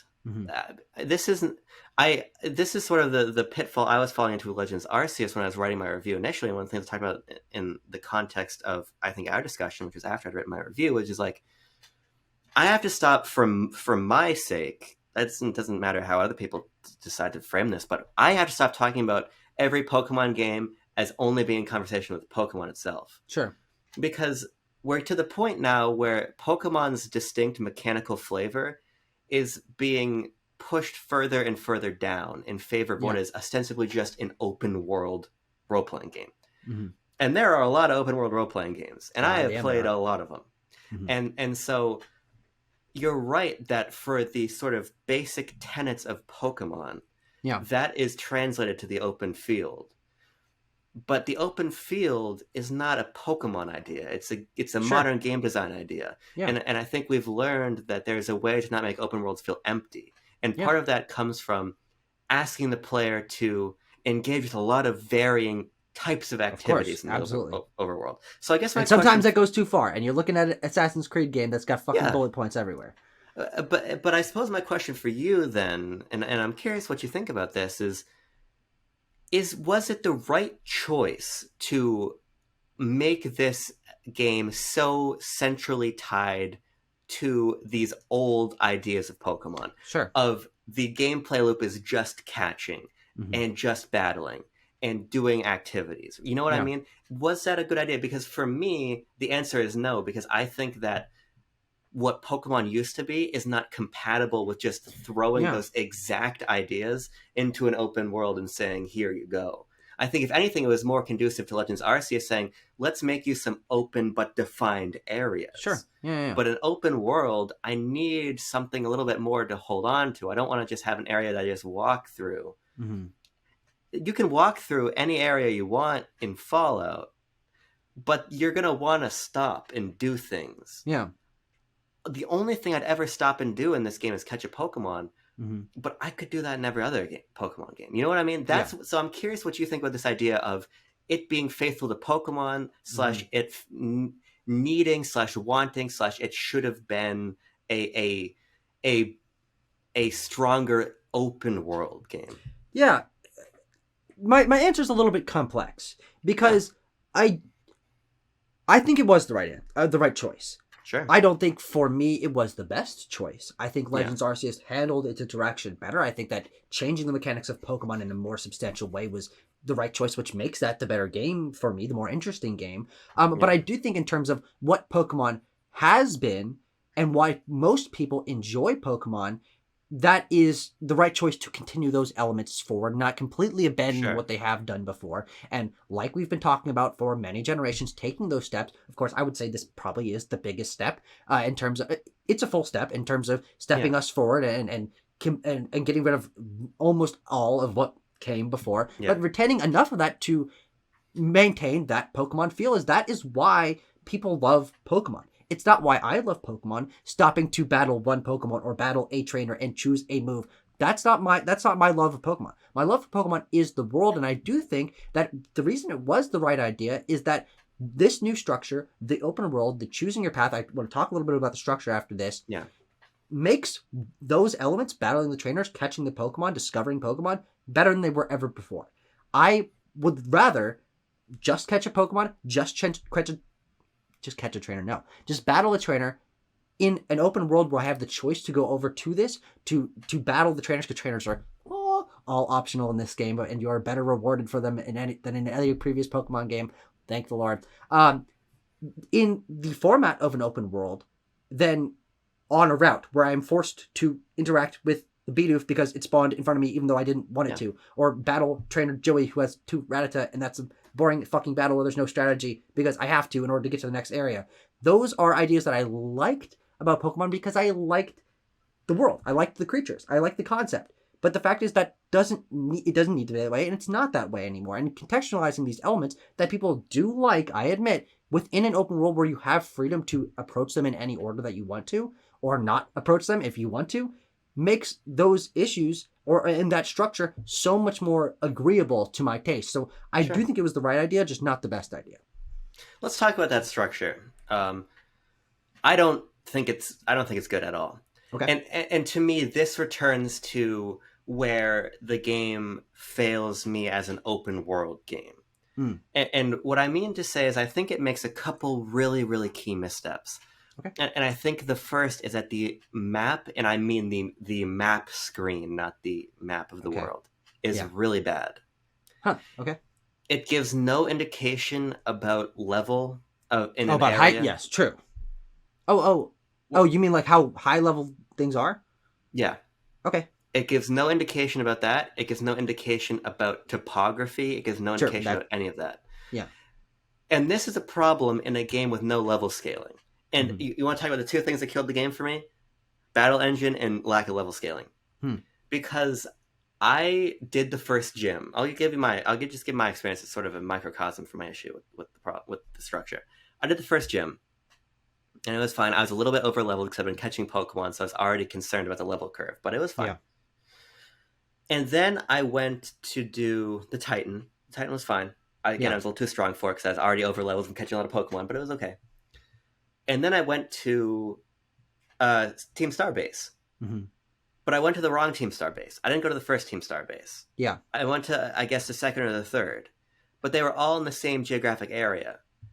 So then I got really fucking over-leveled.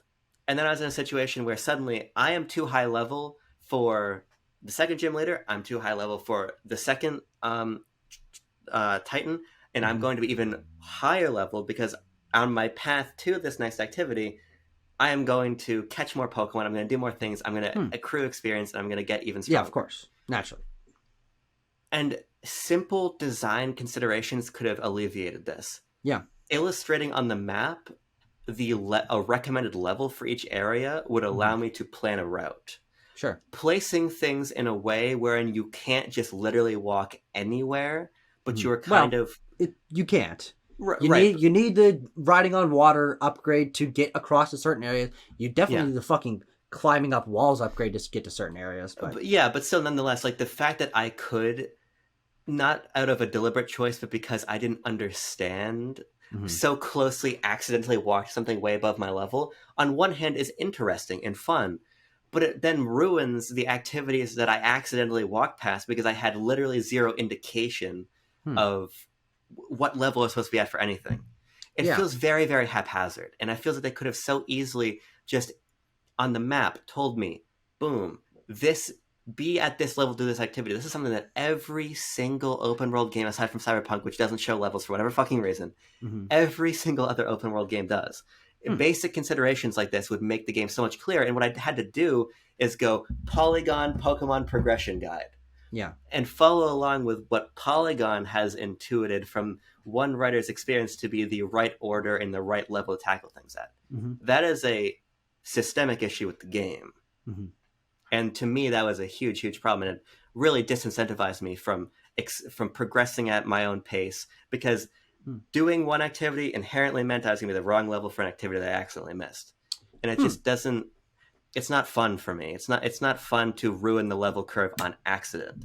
I'll ruin the level curve on purpose, but I did it on accident. And that was really, really demoralizing for my playthrough. Well, I think that, so what I'm hearing what you say, and the attitude that you're coming at this from with your criticisms, I think is kind of, in my perspective, the wrong mindset to look at this from, because I more think of this as the flexibility and choice of concept that you, specifically with one story, enjoyed so much out of Breath of the Wild, is going into an area that you didn't realize was completely out of your fucking league, and fighting it and having fun fighting it, like, oh shit, this is too strong, and then going back to somewhere else, or maybe gaining some experience there, so you're a little bit over-leveled for the other place, but you chose to go there, and you chose to fight your way through these over-leveled Pokemon, this over-leveled boss, and because of that, you were rewarded for stepping outside of your comfort zone, and that makes it easier, naturally, to go back to the other ones, because you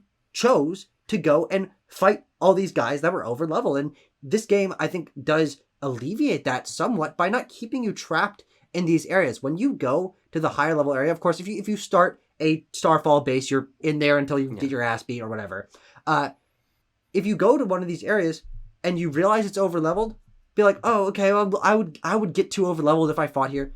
Open the fucking map and travel immediately back to wherever you want on this map, or turn another direction and go somewhere else if that's not the style of gameplay that you want, is to challenge something that's above your level and then be over leveled for the other things. That's something that I didn't necessarily experience, because much like literally every other Pokemon game I've played before, I spent so much time fucking around and dealing with Pokemon that when I got to any challenge, I was usually over leveled. Though I will say, a lot of these battles, if you are at the level that you're supposed to be at, are some of the most genuinely challenging and requiring fucking strategy Pokemon battles that I've ever played.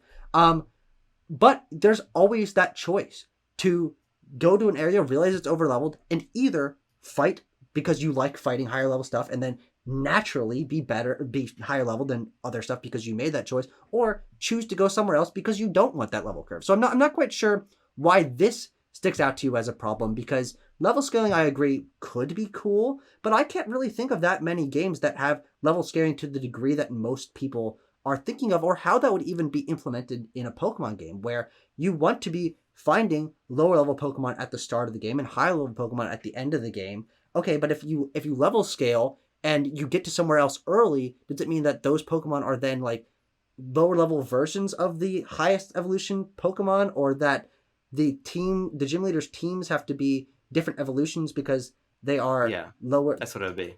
Really?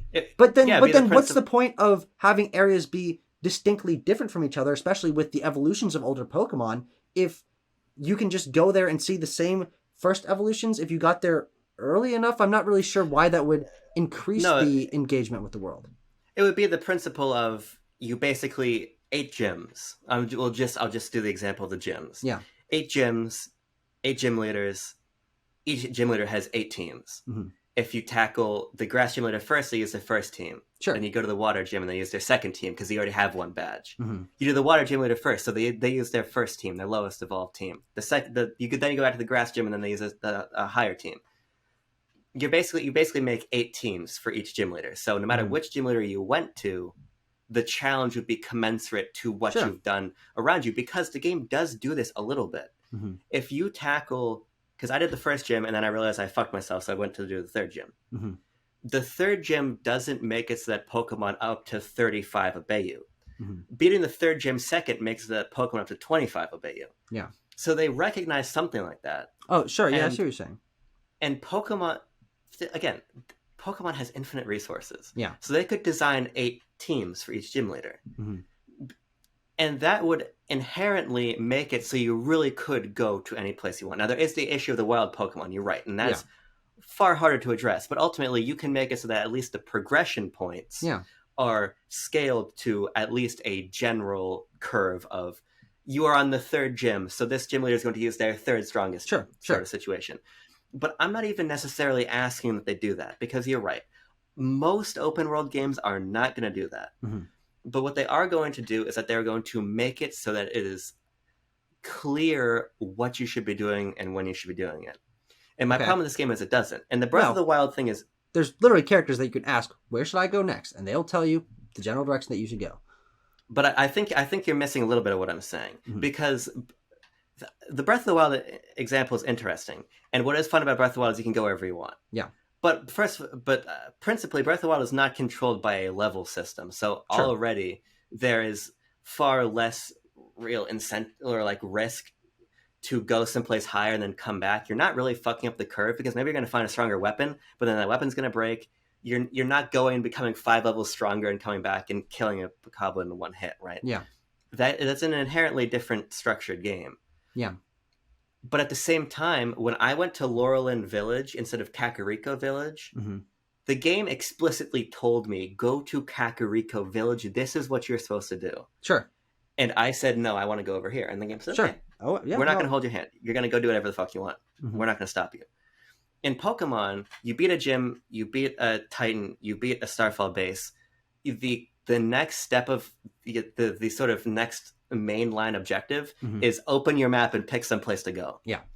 And so and the fucking moment when you are given this choice, they really make it fucking clear that you can choose this in any order. And Arvin and Penny and Nimona are like, no, don't tell them where to go. Go in any order you fucking want to. And I just thought that was a funny moment. It's funny. It's funny flavor text. It's like it's like games that are like really, really paranoid to make sure that you do whatever the fuck you want. Yeah. Or like when Nintendo games used to be like really, really absolute that you would take a break. Sure. But like, give me the information to understand the decision I'm making. Sure. Yeah. Because again, when I went to the wrong Starfall base, that was a mistake on my part. Mm-hmm. When I chose to go to the third gym after that, that was a deliberate choice to put myself at a different place in level curve. Yeah. The second was satisfying. The first wasn't. And the first would have been alleviated simply by the map saying you are going to an activity with a recommended level of this. Sure. Yeah. And that's a very easy thing to implement, obviously. Yeah, there's very simple, and part of why I find this game so disappointing is very basic accommodations that would have made the game a lot more understandable. Sure. Yeah. No, that's definitely something I can't deny. I think that simple things like, I think the best solution would be you like mouse over one of the whatever icon you're going to next, and like next to their name it says, hey, their team is at average level 25, level 35, level 45, whatever it is. And you're right. That's a perfectly reasonable way to do it, though I do think that for me it's not an extreme knock against this game, because I can compare it to other similar games like Breath of the Wild, or even like Elden Ring earlier this year, which is a game very lauded for its open world, where areas don't tell you that this is the level area. You end up in fucking Caelid and everything kicks your fucking teeth in, and you run for your fucking life, and that's a memory. And it's because the game didn't tell you to not go there. And I think that I had some of those moments with this game where I would end up in an area where everything was 20 levels higher than everything. I'm like, whoa, I shouldn't be here right now. And maybe I'd try to battle something, or maybe I'd luckily catch something, and suddenly I have this higher level Pokemon. So I do think that there is, as I was saying when I was first replying to you, there's different mindset to approaching these things, of that being a benefit and not necessarily a hindrance, is that not showing what level things are and letting you intuit it through your player choice can be a benefit for people's experience of letting it be open, which I do still think, even with those problems with the level curves, is the best choice that they made with this game. And it is something that I actually rewatched every single one of our post-trailer discussions for this game today, because I was trying to think, what were the problems that we had? What things did we want answered? And what was the experience like in actuality? And there are two things that we kept focusing on. Is like, what does choose the path in any order really mean? And okay, we want them to explain it. But guess what? They didn't really need to explain it, because they were right. You can go anywhere in any order. And yeah, the levels aren't matched to your level with level scaling, but they weren't lying. You can go anywhere in any order, and that is just a true fact about the structure of this game. And it definitely did offer a great deal of freedom, specifically more freedom than previous Pokemon games, obviously, because even if there is the level scaling, or not level scaling, but the levels scale in the progression of, you start at the bottom of the map, and there's 2 ways to go up, and as you progress around the map, things get higher level. That's something that I intuited from the beginning, and I realized that if I went here and then continued up, then those things would be higher level, or I could go down here, it'd be a little lower level, and then I could go up and they'd be higher level. And so for me, that flexibility was one of the biggest strengths of this game's design structure. Yeah, I just think that they need a little bit more intentionality, because like Elden Ring is going to fuck you up no matter where you go. Sure. Great point. Like, that's the entire point of the game. And the entire point of the game is that it's old and archaic, and it wants you to go to the wrong place and make the mistake and learn from it. Yeah. And Breath of the Wild is dictated by literally no level system. Mm-hmm. And that is far more about intuition of, oh, this thing is stronger than me right now, not because its number is bigger than my number, but because I'm a dickhead or whatever. Yeah, and I got to figure out how to solve the problem. Got to get better armor. Got to get better. Yeah, but that's not the Pokemon experience. Of course, and I just think that I needed a little bit of intentionality. You can make a game whose map is 100% open, but a game who also has a critical path, and a critical path that highlights how you're supposed to move, and lets you make the conscious choice to move off of it. True. Because again, I liked when I purposely moved higher up the level curve. Yeah. But I didn't like when I encountered a team Starbase that was 10 levels higher than me, to the point where it felt like I was just taking on a harder challenge. Yeah. Only to then consult a guide, because this information is not in the game, and realize that there were several other key challenges that were meant to be tackled first that I didn't. Yeah. So that's what I mean. I just feel like there's a lack of intentionality from that perspective. Yeah, no, I absolutely understand that. And that wasn't the experience I had, because mostly I was over leveled for everything because I fucking wanted to be, but that's my Pokemon experience, and that's the gulf between them. But the other thing that I wanted to mention that we kept questioning and were curious about and criticizing in those trailers is, what the fuck is this online multiplayer thing? How can you... Are they serious? Can they progress? Can Game Freak really do this? They were serious.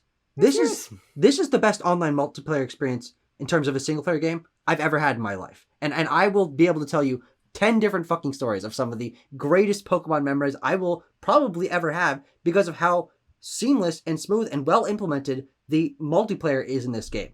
You connect with 4 friends and you play the video game, and you can do what you want, and progress carries over no matter what you do, and you can work together, and you can trade, and you can battle, and you can join each other's picnics, and that's it. The game works like you think it would be, and it's such an amazing experience that I think that you would have a multitudes better experience playing it alongside someone who can literally play the entire game with you.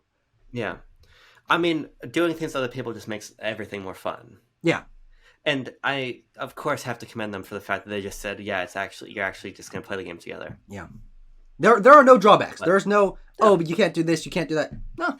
Just play the video game. Beat whatever you want, do whatever you want. Catch whatever you want, and it goes back. Your team is the exact same level as it is in your game. It's fucking phenomenal. Jesus Christ. Yeah, it's surprising, actually, how well they did it. Yeah. Because before release, I was like, fuck, I mean, Animal Crossing, you can't pick certain shit up, you can't decorate your ground. There's all kinds of restrictions.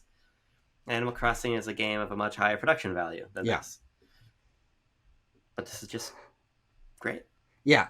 I don't know what to say. I mean, I personally played it a little bit with my friend. I'm like, it's not what I don't really want. This is not how I want to play. Mm-hmm. But that is to say nothing about the quality of the implementation. So Yeah. it's very impressive. Yeah, and the thing that I do want to say about it is in terms of its working like you think ability is that you can just join a friend's world or they can join your world and you can never interact with each other if you don't want to, but then on the off chance they see a raid and they want your help, boom, they just invite you, the little icon pops up and you're in the raid with them. Or you can be like, oh hey, fly over here, I want to show you this new Pokemon that I caught, or can you come over here so we can trade and to evolve something, I just caught this cool thing I want to show you. And that is what I'm talking about in terms of some of the best Pokemon memories that I'll ever have is playing for 4 or 5 hours with my brother, Jordan Deeb from Shared Screen, so I'll be reviewing this game with in 2 days, or actually no, tomorrow. And Sith Scott, one of our members on the Discord server, we were on my world for 4 hours, and what it started with is us all spawning in Mesa Goza, and we run down these stairs and we're in this big plaza, and we're just throwing out Pokemon that we think are cool. And I had never seen Skeledirge. I'm like, oh, that's why my Pokemon's going to evolve into? That's awesome. Or my brother threw out a Bramblin. I'm like, is that a real Pokemon? Is that a real thing? And fucking Toad School. God damn. When I saw Toad School for the first time, I lost my shit. I'm like, that's the goofiest thing I ever saw. Or Knucklestack or Garganacl. Like I'm seeing these Pokemon designs through this. What are you looking up? Toad School is a Pokemon? Yeah, it's a grass ground, an alternate version of Toad of Tentacle. Yeah, and he's walks around on little Squidward legs and he speeds around like that. And it's just such a silly thing that I was able to experience even better with other people having this moment. And that turned into later, me and my brother and Seth Scott, we were on this world for hours and hours and hours. And my brother had caught this Primeape that he just had on his team. And suddenly he's like, guys, my Primeape just evolved. And we're like, what are you talking about? That's not a thing that happens. Primeape has existed for 30 years. What the fuck are you talking about? And he comes over and he shows me this big fucking guy with all these crazy white tentacles coming off his head and this crazy look in his eyes. I'm like, Primeape evolves now. And not only did I find out about that, and that's awesome, but I found out about it because my brother was in my world and just naturally evolved his Primeape, and we had this moment together. It's such an interesting way to have shared experiences that Pokemon has basically never touched before. The shared experience of Pokemon is through union rooms and talking to people on the playground, but the talking to people on the playground can now be done within the video game of just dressing up your character, throwing out your Pokemon, sharing a picnic, and just doing what you want together. It's a really, really magical thing that absolutely is one of the best things this game did. Yeah, I think it goes back to what I was saying earlier about why I like early Pokemon stories being about just like a kid going on an adventure. Now you're that kid going on the adventure with your friends. And I think it's really commendable. And I hope moving forward they just tease this idea out further and start to wonder like, what kind of cooperative activities could you do beyond just raids? Of course, and things like that? I think a lot of room to grow, but the foundation is a lot stronger than I thought it was going to be. Absolutely. So that's a huge positive for the game, 100%. Yeah. Although that does raise an issue that I have with the game. Okay. The unconscionable lack of customization drives me fucking crazy. Yeah, it's both better customization in some ways and worse customization in other ways. And I don't know how they landed at this awkward middle ground. Is your character can now be customized way more granularly. Got a real character creator than ever before. Is changing your eyebrows and your eye shape and all that. What the fuck? This has never happened before. But now suddenly there's no costumes. How did they fuck that up? I have no clue. Yeah, it's just disappointing because that's been one of my favorite features of the series since Gen 6 because it allowed me to personalize my trainer and sort of be me in the Pokemon world. Mm-hmm. Because that was always one of the elements that was missing. Even my idyllic boomer Kanto fantasy of being a little kid exploring, I was Red exploring, at a certain point. And X and Y breaking down that barrier was really wonderful. And obviously I'm a cis white man, so the customization was I was always the guy always looked like me, right? And then I got to dress him like me too, and that was cool. And it was so wonderful to see Game Freak say, well, let's let everybody have that experience and customize that better. I do know that there are still not enough skin tones for a lot of people. I know that was saw Janet Garcia talking about that. Yeah, I think that's an unfortunate weird oversight. In a way that, yes, there are not enough, and that is just weird, especially because there were like especially darker skin tones in like Alola and Galar. Like the character that I played, I had a very dark skin tone in Sword and Shield, so I don't know what the fuck happened there. But also, there are characters with very dark skin tones in this game. One of the gym leaders is one of the darkest people I've seen in one of these Pokemon games, and they just don't have that as an option for your character. I have no fucking clue. Yeah, it's just very strange, and it's like, I get it. You have to wear a school uniform. Yeah. But you're telling me that fucking Mesa Goza says when you're out in the goddamn mountains, stupid. I gotta be wearing my Knickerbocker shorts still. You know what I mean?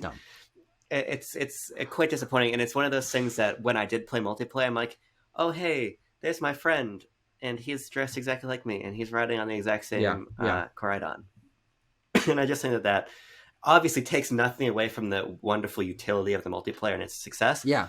But it would just kind of spark that in my mind of like, that was a piece missing for me when I played. Absolutely. And I felt that throughout my entire experience. Yeah. Brings me to another major criticism I have of this game. Okay, all right. I hate to go down criticism alleyway, but it's all I really have. I'll bring it back on positivismality. Yeah. In the hierarchy of disappointments, in the high tier of disappointments are the towns and cities of this game. Yeah. Me too, buddy. This to me was one of the heartbreaking things about this game, because there are no towns in this game. Mm-hmm. There are places where there are buildings. There are places where there are these structures. There are places with structures that you can look at. They look like buildings. They look like buildings. You can't go in them. No. You can go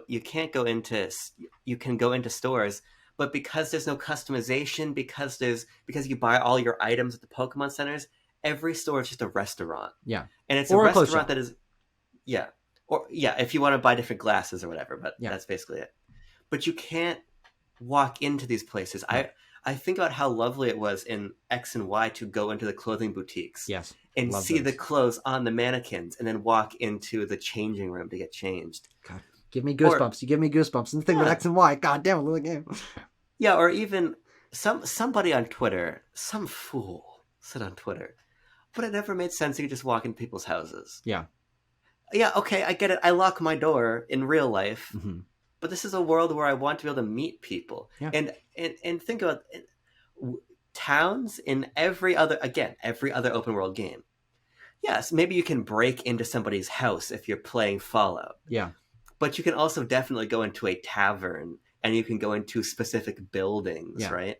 But you can't here. And that really, really hurt my connection to the world. Because I'm like, this is all fucking set dressing. And I couldn't escape that idea. And that, again, it really was just like a gut level disappointment. Yeah, this is something that is the towns are something that has never been done better in Pokemon and has never been done worse in Pokemon, because these are maybe outside of Castelia City or like Lumios, these are some of the best designed places and realistically proportioned places in the history of Pokemon. It's no longer, even with fucking Sword and Shield, like 2 houses along a route makes the town. No, you're lying to yourself. No, these are places, and there are different levels of villages and cities and towns. Yeah. There's the really cool one where Iono's gym is based around this big super cool battle arena that's like off up here, and there's 2 sides to the city with a bridge, and then there's this little village that's based around baking and growing olives, and that's a really cool idea for a small city. I love that one in the countryside, and that continues. I mean, there's different levels and sizes in architecture and places around this map, but they are all functionally identical, which makes them very disappointing outside of the few examples of areas that you can interact with. There's the fish market in the portside area. That did you do Kofu's gym where you have to go down and haggle for items, and oh god, that's so fucking funny. All right, let me just tell you. So Kofu is the water gym leader. By the way, you can spoil anything you want for me. Great, perfect. Kofu's the water gym leader. He's this old man who lives in this city at the top of the hill, and every morning, because he's a chef for a restaurant, he runs down the hill to the market to buy fresh stuff. But you are at the gym at the top of the hill, and his assistant's like, he forgot his wallet. Run down the hill and give it to him. So you run down to this other village, to this other town, And you end up in the market where he's buying stuff.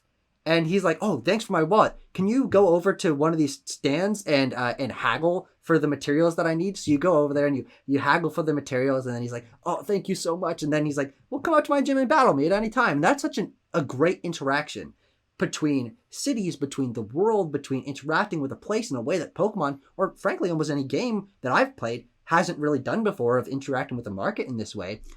And those are the exception to the rule. There are a few of those scattered around the map. There's the one at Larry's gym where you have to like figure out the secret ingredients for the special menu that you have to order, and then Larry comes out of the bar and he's like, "Okay, guess it's time to battle you." And God, there's some really great examples here, but they are unfortunately exceptions to the rule. Are those gym tests? Yes, they are. Yes, they are. Okay, let's talk about my next biggest problem with the game. Yeah. I don't like the gym tests at all. Okay, which ones did you do? So I only did 2 gyms. I did fucking stupid olive rolling. Yeah, the nut roll and the sunflower, I assume. No, not even that. Oh, because I skipped a second gym. Oh. I did that, and I did Iona. Oh, with the Where's Waldo thing. Which doesn't make any sense. She's like, "I want to see how good of an influencer you are. So you gotta play Where's Waldo with a pervert in the town." And I'm like, "What is this? What are you even having me do?" Yeah. And here's my my thing. They're busy work and they're brain dead. Mm-hmm. At least the ones I did. Yeah. And I can't speak to the ones you did because those feel like they have a deeper narrative to them at least. Mm-hmm. But the ones I did were basically just like, "Fuck it, we want you to do something before you fight the gym leader," is what it felt like. Yeah. And here's the reason they disappointed me so much. It's not necessarily because they were boring, because they were, in my opinion, but because they were misplaced. To me, these are the sort of activities that should be in the open world. Because you want to talk about, let's give this world more life and more things to do and make it feel bigger and more bustling and give you activity to seek out. I would have much preferred I just came across an olive farm and there was some old witch sitting out on the porch. And she's like, I see what you're saying. "Help me do the olive roll." Yeah. And I'm like, "Hey, I'm out in the countryside. This is some interesting custom. I'm going to do the olive roll for her. She's going to tell me about the tradition of it." Yeah. And that's going to be it. And then even though it's like really weird physics, like a strange thing I'm doing, it's a small side activity that gives more flavor to the world. Yeah.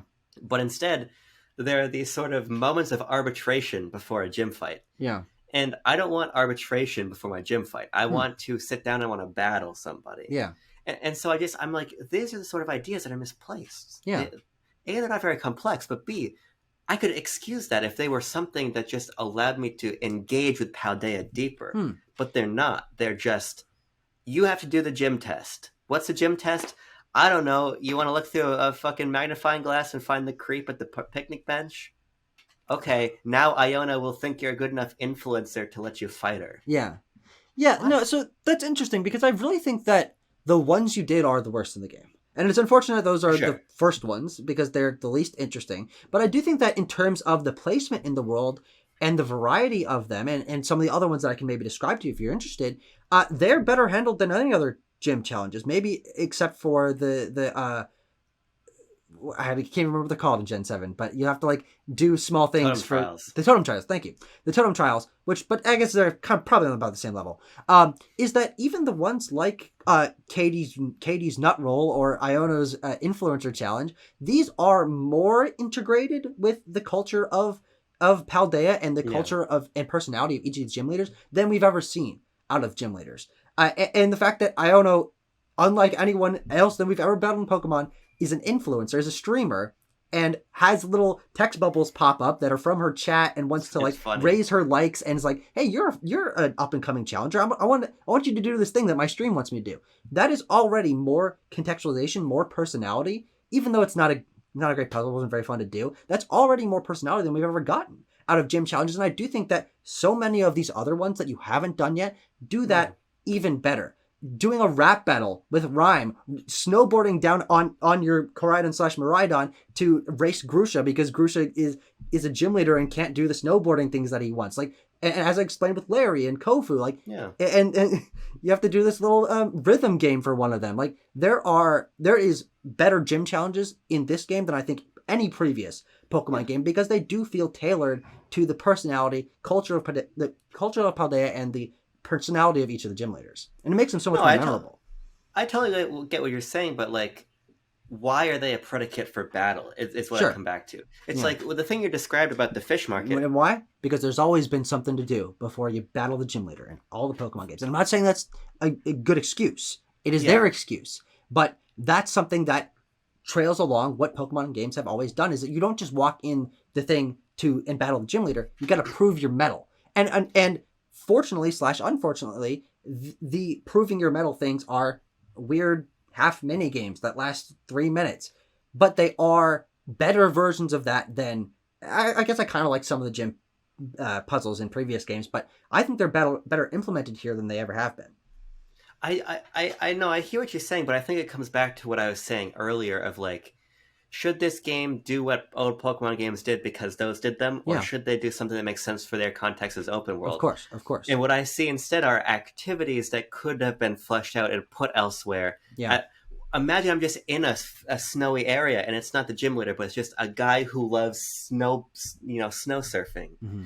And you go and do that with him, and then it becomes a side quest. Yeah. The thing you described with the market sounds like a side quest, not a predicate to do a battle.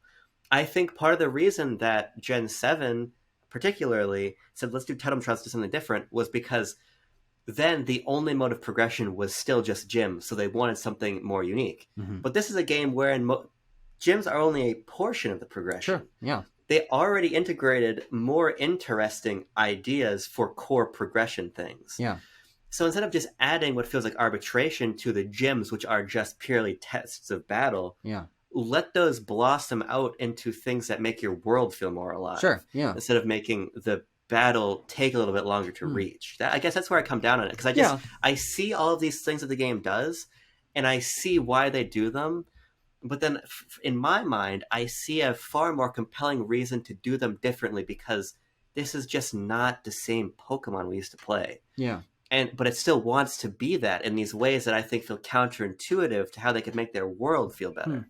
Yeah. No, I think there is an alternate reality where they are implemented in that slightly different way, maybe not changing very much, but that does add some intrigue to the world, as you were saying. Though I think that the fact I would take the counterplay of that these build each of these gym leaders much stronger than previous challenges have built up gym leaders and their personalities. As I'd rather have the snowboarding be against Grusha, because Grusha is a snowboarder and a gym leader and has to balance these things, than have it be Joe Schmo who likes snowboarding.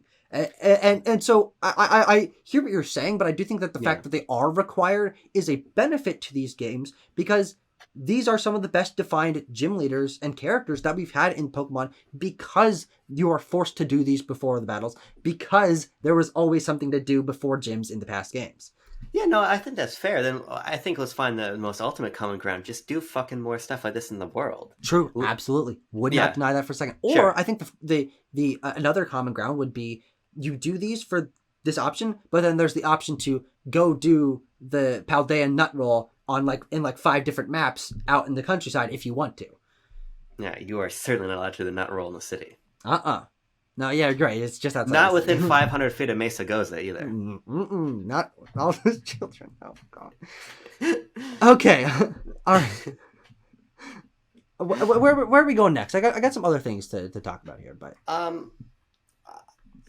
the Titan fights are cool, I guess. Yeah, they're good. They're solid. I don't have anything to really say about those. Like those those are just sensible. They're just sensible. Yeah, it's a cool idea. Big Pokemon in the world. Go find the guy, fight him. It kind of operates like a raid battle. He's got a Mondo health bar. I like it. It's a fun idea. I don't really have anything to say about it, really. Yeah, no, I like the Titan battles. I think that it does maybe what you're wanted out of gym battles is there's no precursor. You find the big ass Pokemon, and you and Arven take it down together, and it does this little story thing. We'll certainly get to the story and characters. But I think the fact that we have traditional gyms, we have these, and we have Starfall Street, which is the worst of the 3, and the Starfall Street battles are really fucking lame, and the Let's Go system is slow and clunky and not very fun to use in those areas, is a good balance because you have these different paths. But I don't like Starfall Street. Tucker Abram hating Starfall Street. Yeah. But it's unfortunate that I hate Starfall Street for those 10-minute segments. Bullshit. That's not how long it's going to take me to defeat 30 of these fuckers' Pokemon. is unfortunate because the Starfall Street battles are great against the Team Star members. So like they put this stupid let's go shit in front of it. It's just, again, Bo said it really well. This is another fucking half step. Sure. This entire game.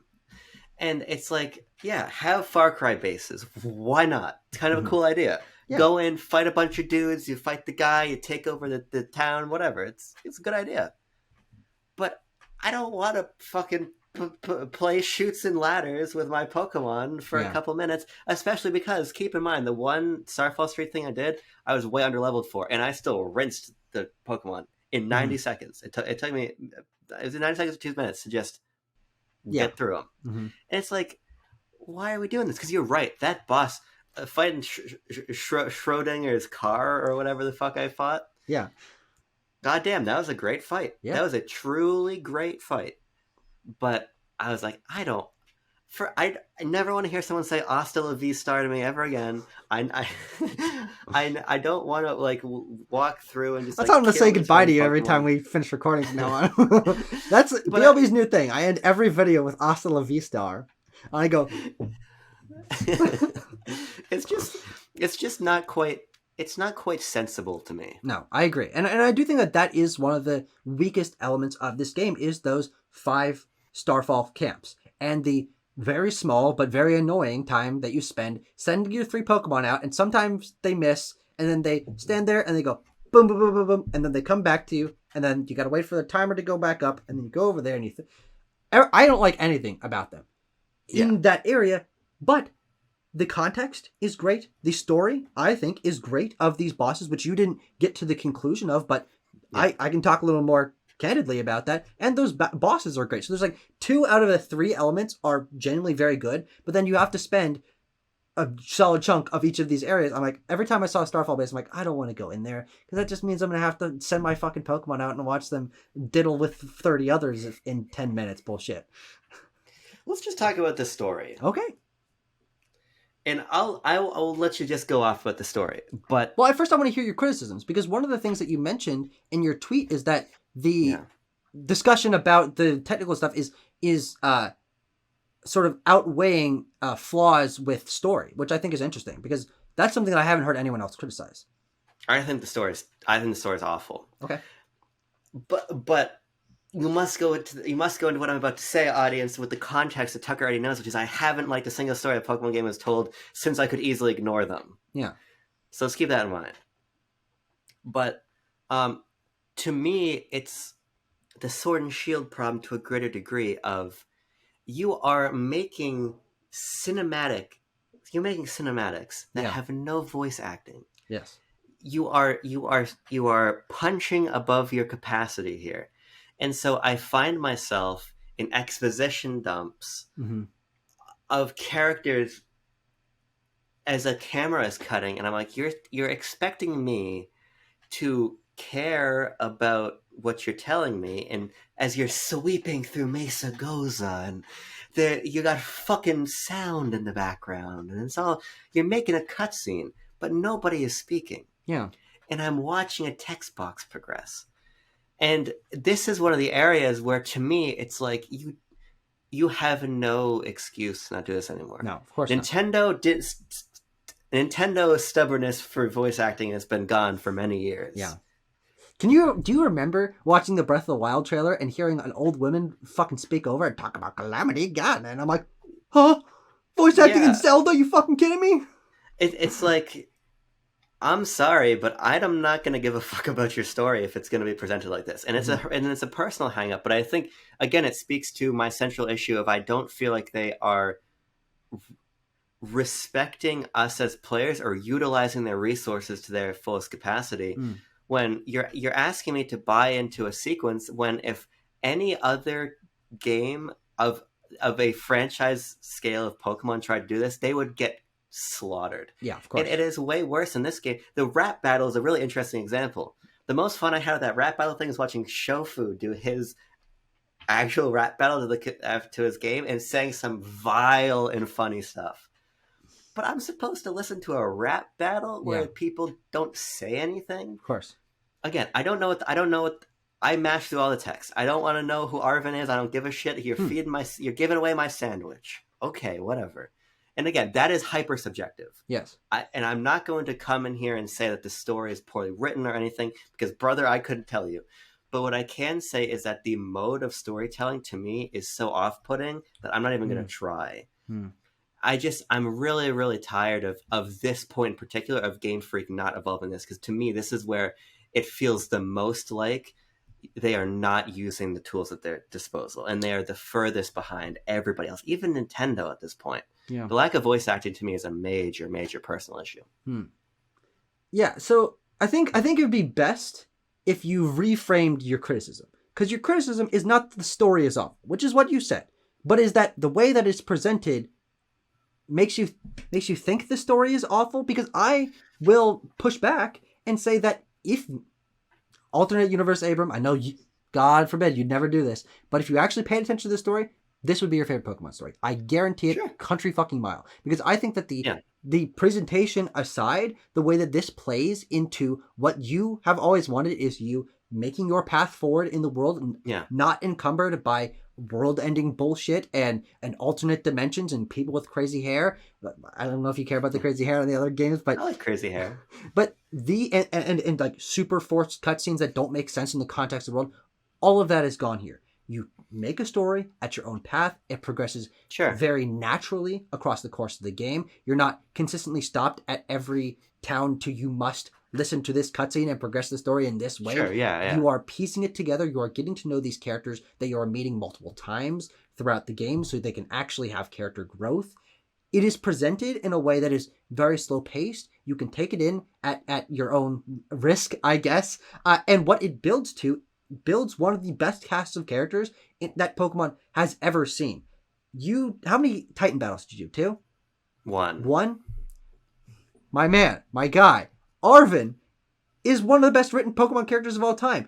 You get to know him over the course of these 5 Titan battles, and afterwards you are having these sandwiches and you feed it to your Koraidon, and he's like, God damn, why are you feeding the Koraidon? But over time, your Koraidon, you learn a little more about your Koraidon and his connection to Arvin, and Arvin has this secret Pokemon that, why is he doing this Herba Mystica thing? It's because he has a Mabostiff that has been his best friend that was injured long ago, that the only thing that in the Pokemon world that he could find to heal it is to find these Herba Mysticas. And that's the reason he's so committed to this, is that his best friend has been hurt and he's trying to heal it. And then that ties into the end game, which is this crazy thing that ties all the storylines together, and that you get to travel through this crazy area, which it tells you that your professor has invented time travel, which is kind of ridiculous, but it makes sense in the course of the story. And but that's Arvin's father or mother, as you know, and you're with Penny and Nimona and Arvin. You're going through this area, learning about all their backstories, and you learn that about the way that Penny's history plays into Team Star, which you don't even close to know about. But that's Team Star is the best Pokemon evil team that we've ever gotten, because they make sense in the context of the world, and they're not super over the top. They play into like the themes of community and friendship and what you treasure, that this game actually has genuine themes about. And I really do think that if you end up ever giving this game another shot, paying attention to the story in both its surprisingly quality writing and characters and its pacing, it would seriously match your sensibilities infinitely more than Gen 7, than Gen 6, than even, like, I know you kind of like Gen 5 story, but like even those older games, this is the you building your own Pokemon journey and you being a kid out in the world better than even Gen 1, but also happens to have one of the best written stories with some of the best developed characters and progression in the entire franchise. It's genuinely incredible, and one of the incredible is long shot. It's not one of the fucking best written video game stories I've ever said, but and one of the strong suits of this game. So I think that criticizing the game for a story is not fair or accurate, because you yourself said, brother man, I don't care, I skipped through all of it. So it's not the story's problem. The characters are fantastic, their dialogue is great, it's just not presented with voice acting, which is definitely a negative. It's something that's currently on fucking trial on Twitter right now in really stupid fucking ways. But that's the problem. It's absolutely in no way the story of the characters or the way it's paced, in my opinion.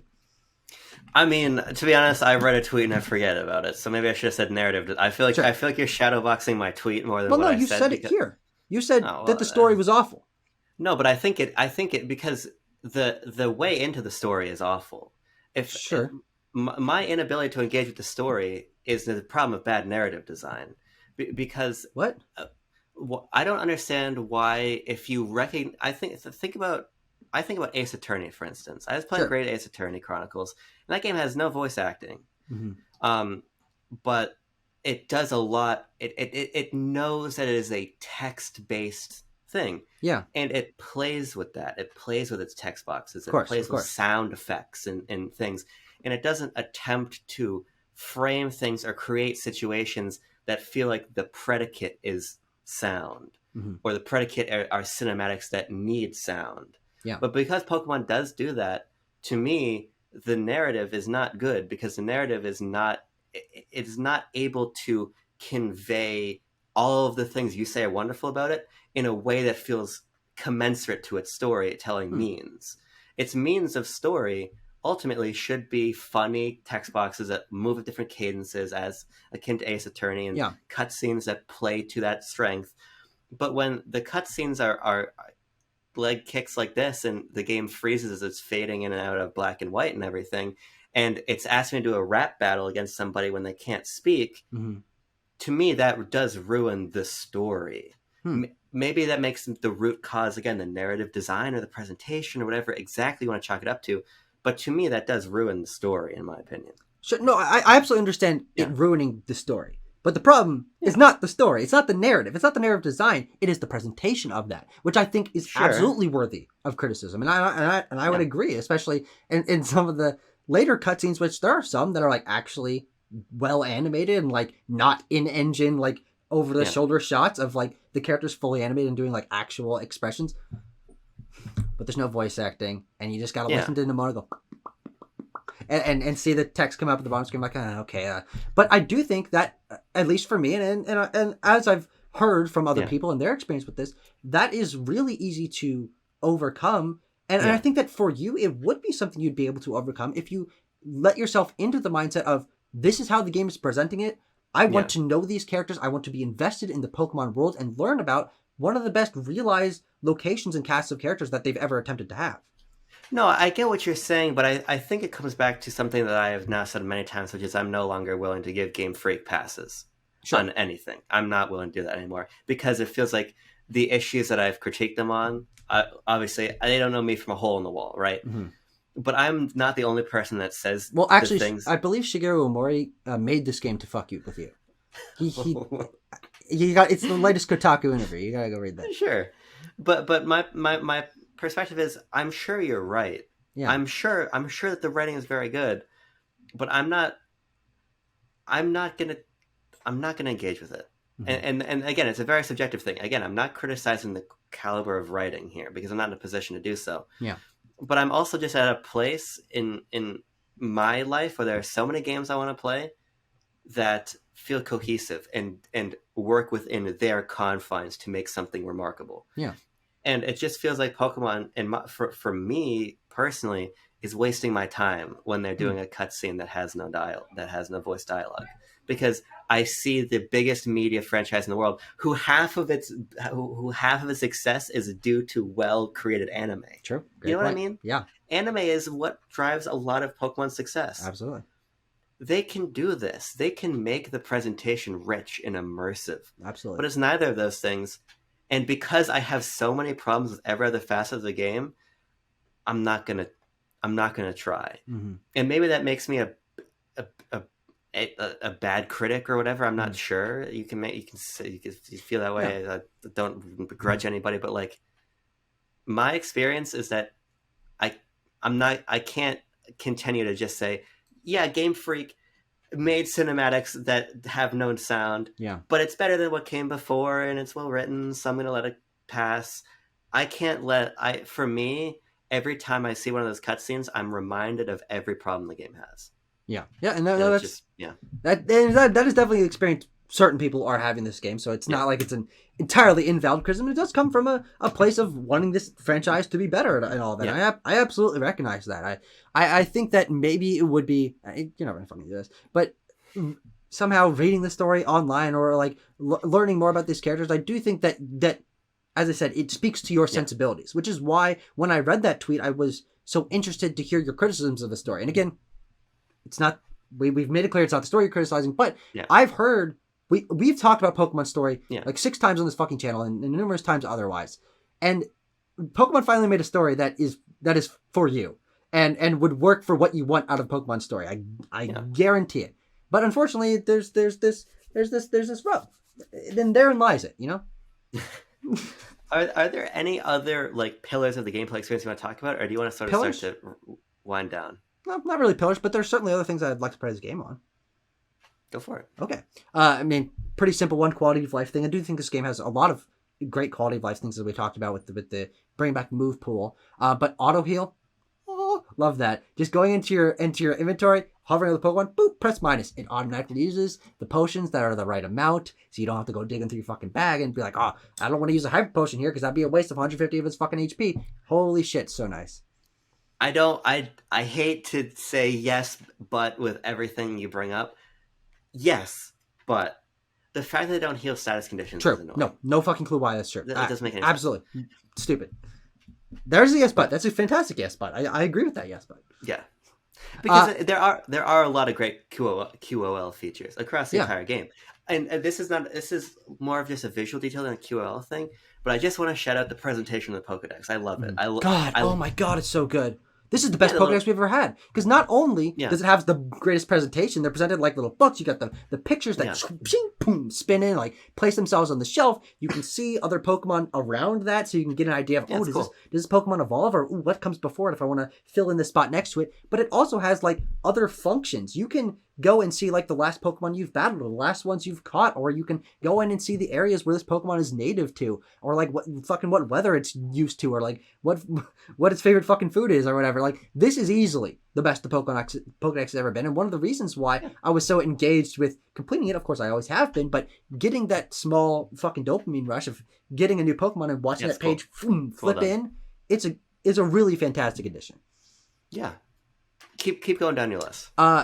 Picnics. Picnics are fantastic. They are the best of Pokemon and Me and Pokemon Camp, but put into a way that actually makes sense within the world in a genuine way. You set up a picnic table wherever you fucking please. You can customize your picnic table with a different fucking sheet and different fucking cups. And not only does it allow you to like throw a bottle out and play with your Pokemon like Pokemon Camp did, not only does it allow you to with friends if you want. You can do all this with friends, no matter fucking what you want to do. Cool. And like you can have fucking 20 Pokemon out around this table and talking with your friends. You can make sandwiches with your friends that have some of the best bonus effects that this series has ever had. Crazy. You can increase the amount of shinies if you want. You can increase the experience that normal type Pokemon give you, the spawn rate of poison type Pokemon. That is amazing. And of course, the sandwiches look kind of stupid and they're a little bit janky, but placing a bunch of meat on it with friends and fucking watching the physics go like that is really stupid and fun.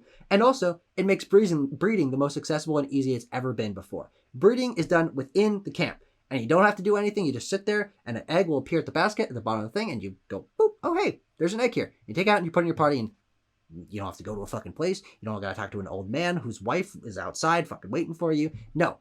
It's easy, it's simple, and it's really effective, especially in multiplayer, because everything can be done together. Yeah, I know that people have issues with the new breeding system because it sort of, when you are breeding en masse for IVs and for natures and abilities and for shinies and things, and you're kind of mediated by the speed of the egg basket. I know Bo was talking about this, so you should. How is that any different than being mediated by the speed of the fucking breeding hut? Because you can manipulate the speed of the breeding hut by zoom in on your bicycle really, really fast. Oh, but so then how is that any different than making a sandwich that allows eggs to be found faster? Have this conversation with Bo, because I wanted to breed some fucking Fuecocos. I ate a fucking jam and honey sandwich, whatever it is, triples the amount of eggs I get, and I got 5 of those eggs within 10 minutes, which is the fastest and easiest breeding has ever been. I'm not sure that's true because you can get eggs way faster than 10 minutes if you have 5 in 10 minutes. Like so. No, I'm saying you could fill up a party in way less than that. I believe. Really? But have this conversation with Bo. Huh. specifically bring up this point with Bo, and he will give you a much better and okay, sure, yeah. Well, I'm reviewing the game with him in 2 days, so yeah. I'm gonna again. This is a very hyper specific thing, but as soon as I saw the sandwich animations, I'm like, I'm not doing this. Really? Yeah. I just not. As soon as I saw the animation of first, as soon as I saw the textures on the meat, I'm like, I can't do it.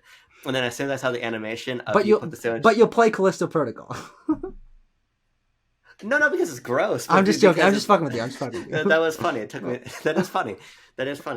I would probably I'm probably gonna have a better time with Callisto Protocol if everything looked that way, because there's gonna be so many giblets in that game. I don't like. Sure. Point being, again, hyper specific. But I'm just like, this is a real animation where you put the sandwich behind you and you like take a bite of the air, and then your Pokemon just like. They're like, yeah. You're like, a sandwich. But I love the idea of the picnic. I think the picnic idea is quite clever. Yeah, and I think most of it in execution, especially if you're engaging with it in multiplayer, it's really well done. I mean, the sandwiches look stupid, but when you're making them with friends, that completely goes out the window, in my opinion. Yeah. Another big thing that we didn't talk about, terrestrializing. In terms of this game's gimmick, it's both my favorite and my least favorite, because it's the most interesting mechanically, but I fucking hate how it looks, and it makes me really mad. Yeah, I didn't play enough of the game to really know for sure exactly how terrestrializing works, but it's still a little bit unclear to me. Like, my friend was trying to explain it to me when we were having lunch. He's like, it gives you another type. Yeah. So you got like 3 types, but you kind of have 1 type, and you get stab for all the types, and like things happen, and you're like kind of it's mechanically complicated, and what I'm excited about is to watch like Wolfie VGC use the mechanic to like its fullest, and I think it's got cool applications there. And I'll be honest with you, I don't hate how Pokemon look terrestrialized. Because to me, what is really the difference between your Pokemon becoming big and red? Sure, no, I'm not saying Gigantamax is that much better. You know what? That's a fair point. That's a really fair point. But I'm like, if we have to do something, terrestrializing might be the most visually impressive part of the entire game. So I'm like, sure, just give it to them. Yeah, those effects are pretty good. I think the reason that even though I don't use it very much, I don't like gimmicks on the whole. I think this is the best they've been, is because there is that option to have terrestrializing change the flow of battle in a more nuanced way, where it does change things in a more complex way that maybe someone as fucking thin-skulled as you needs to be explained 2 times. Just fucking with you. But well, if I was thin-skulled, I should understand it better. If I was thick-skulled, right? Because the information's harder. Thin-brained? Your brain's really skinny? I don't know. My brain's actually translucent. Oh. It's not a lot in there. Shine a light bulb through there. But also the fact that it's more prevalent in the game. Every Pokemon can terrestrialize at any time, though you can only use your Terra Orb once. You have to go back to the Pokemon Center to heal, which I think is a really good balance in terms of, it's not, you need this Pokemon's Mega Crystal to Mega Evolve it, and it can do it once per battle, and it looks different when it does it. No, it's more prevalent. You can use it in a fucking wild battle against a goddamn Pichu if you want. And also the fact that every Pokemon can potentially have every Terra type is a really interesting way to play into different kind of strategies and different senses of collectability. It's pretty fun to see a glowing Pokemon in the overworld go over to it to Meowth with a fucking rock Terra type, and you're like, huh, I wonder how I could use this. I wonder what that allows me to like give a TM that I've crafted from defeating this Pokemon to this Meowth and surprise my opponent by terrestrializing the fucking rock type and using Rock Slide. Like, there is a lot more nuance to terrestrializing, even though it gives them a fucking spooky guy on its head or a dragon or a leaf or a waterfall or whatever. I don't like the way it looks, but I think this is the best that gimmicks have been in terms of prevalence throughout the game and execution in terms of mechanics. Yeah, sure. I think that's totally fair. This is something you can't really speak to, but I think that I really enjoy the post-game stuff for this game, because the story doesn't really stop in terms of you finish the end challenge of the game, which is after you finish all the 3 other storylines, and top champion Gita is like, hey, I'm busy setting up this thing that I'll explain in a second. Go around to each of the gym leaders now that you're a champion and beat them into submission, because you like teach them what's fucking what.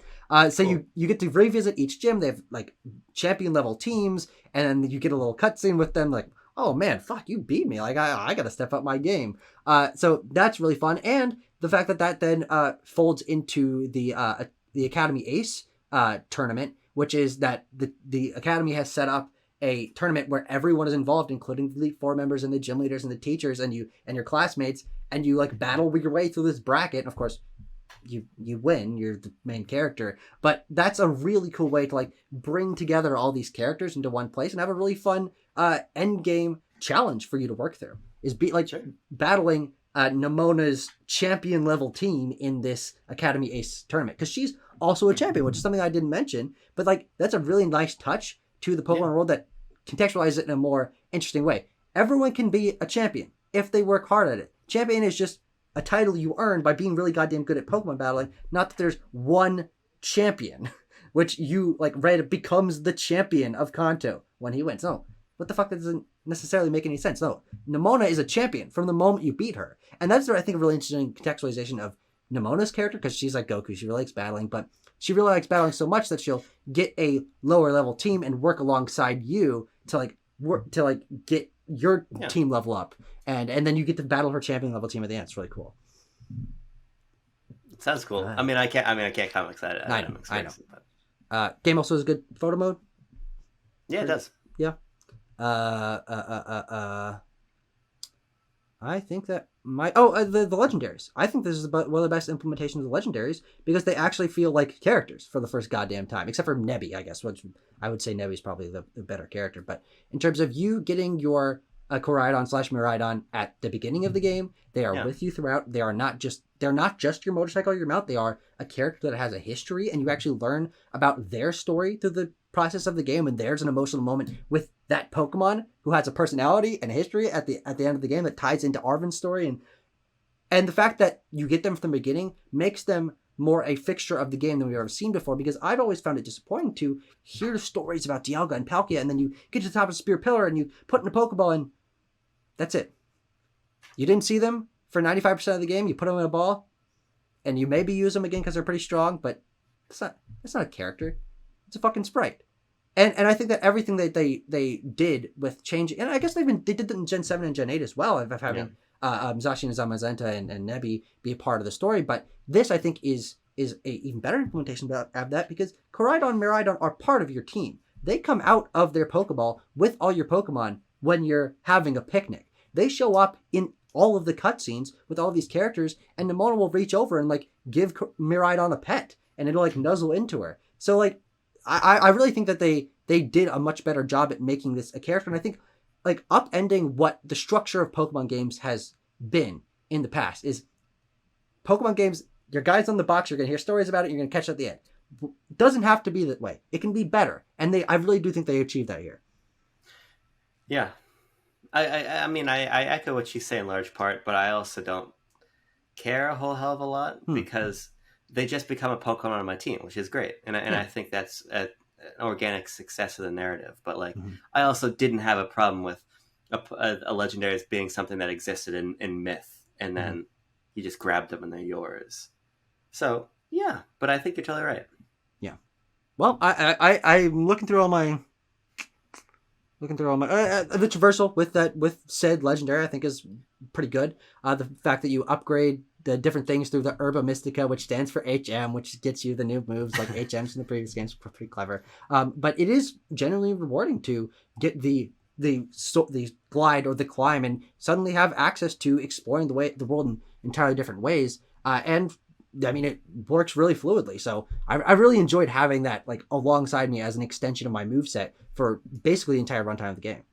Yeah, I liked riding on my Koraidon a whole hell of a lot more than I expected to. Sure. I was like, this is fucking stupid. I want a bicycle. It's fucking dumb. I don't want to do this. But I ended up really enjoying it.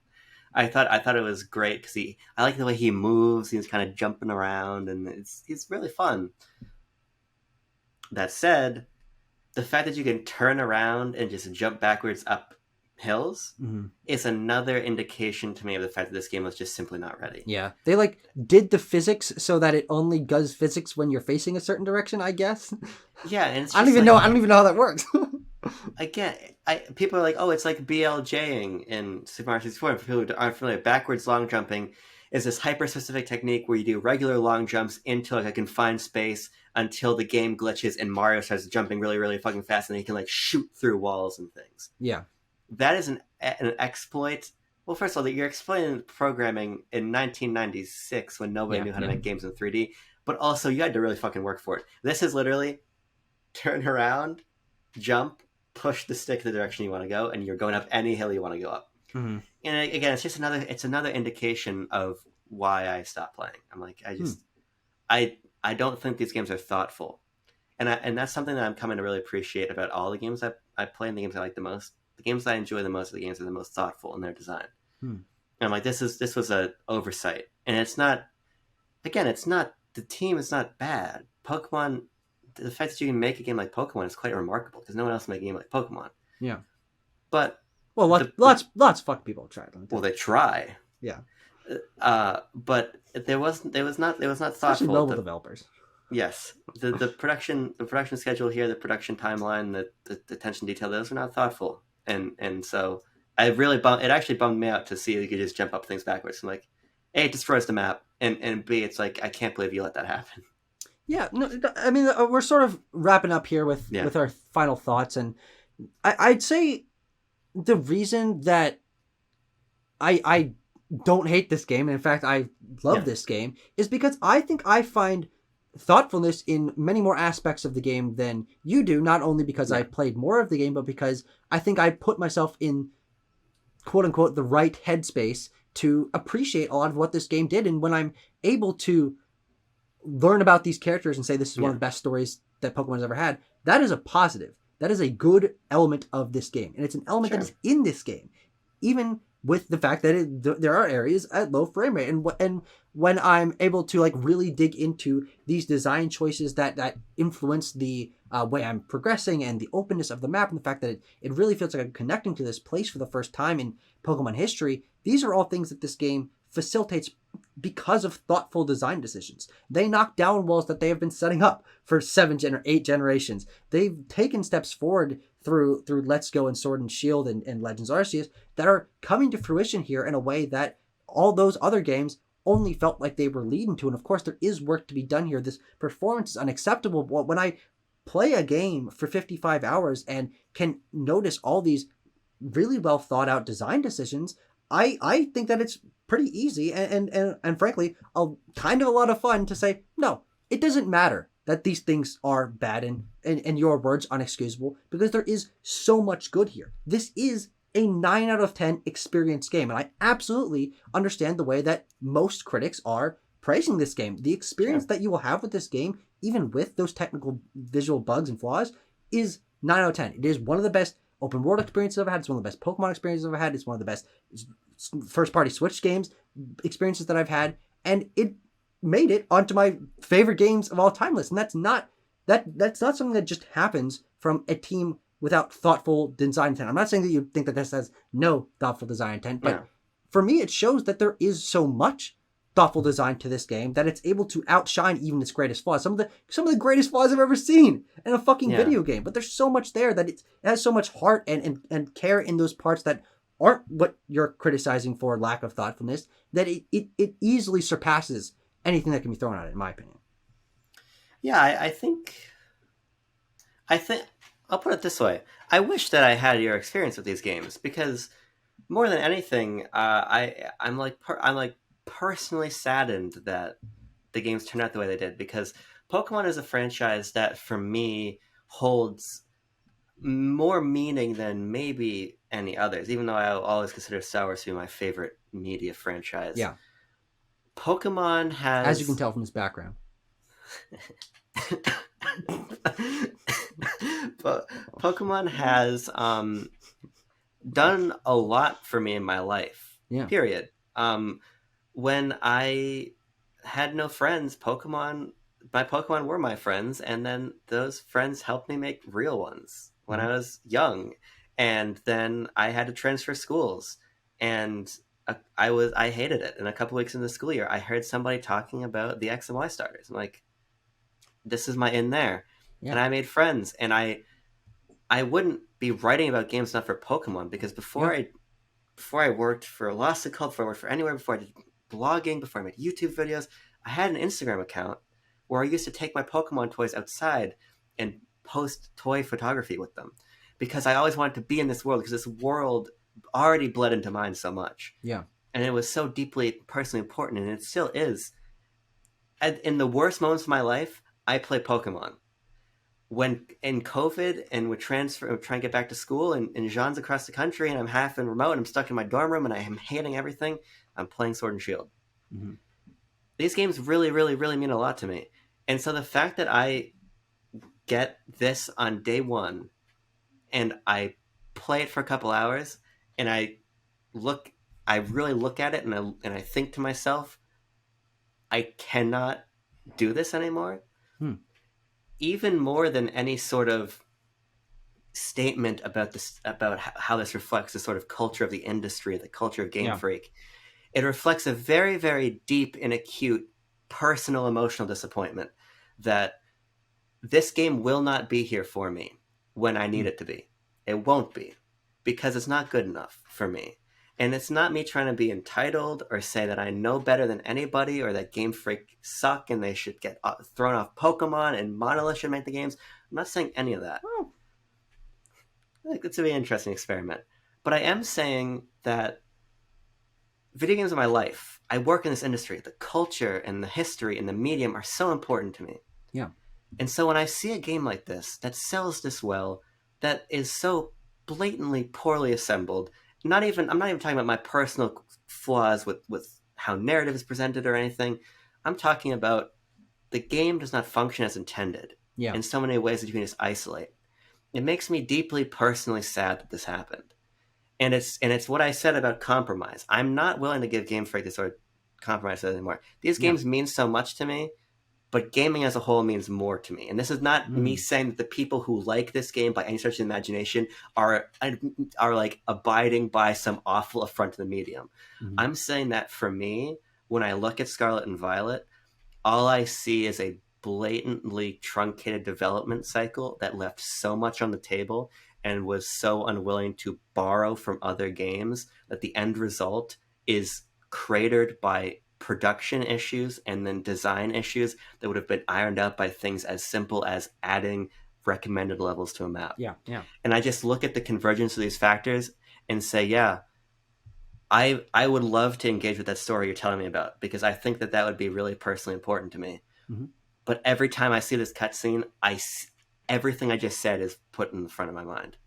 And it's so truly personally disappointing that one of the most important franchises in my life has become this. Yeah. And I am disappointed for myself, but I am far happier for you and happier for the people that love this game, because I wish I loved it. I'm not here to fucking destroy Pokemon. I don't want to see it fail. I don't wish these games. My ring light just fell. I don't wish these games sold 1 million copies and were a failure and a comparative failure, and I don't want any of that to happen. But I would be dishonest to myself and dishonest to what this franchise means to me and dishonest to where I put my emphasis in this industry and the design I prefer, to say that for me, this game is nothing more than a 4 out of 10. I really, really don't like this game. And it really disappoints me that I don't. Yeah. And more than anything, I'm pleased that I could spend almost 2.5 hours with you hearing why you loved it, because it at least gives me a sort of secondhand appreciation for this game that I can't touch anymore myself. Yeah.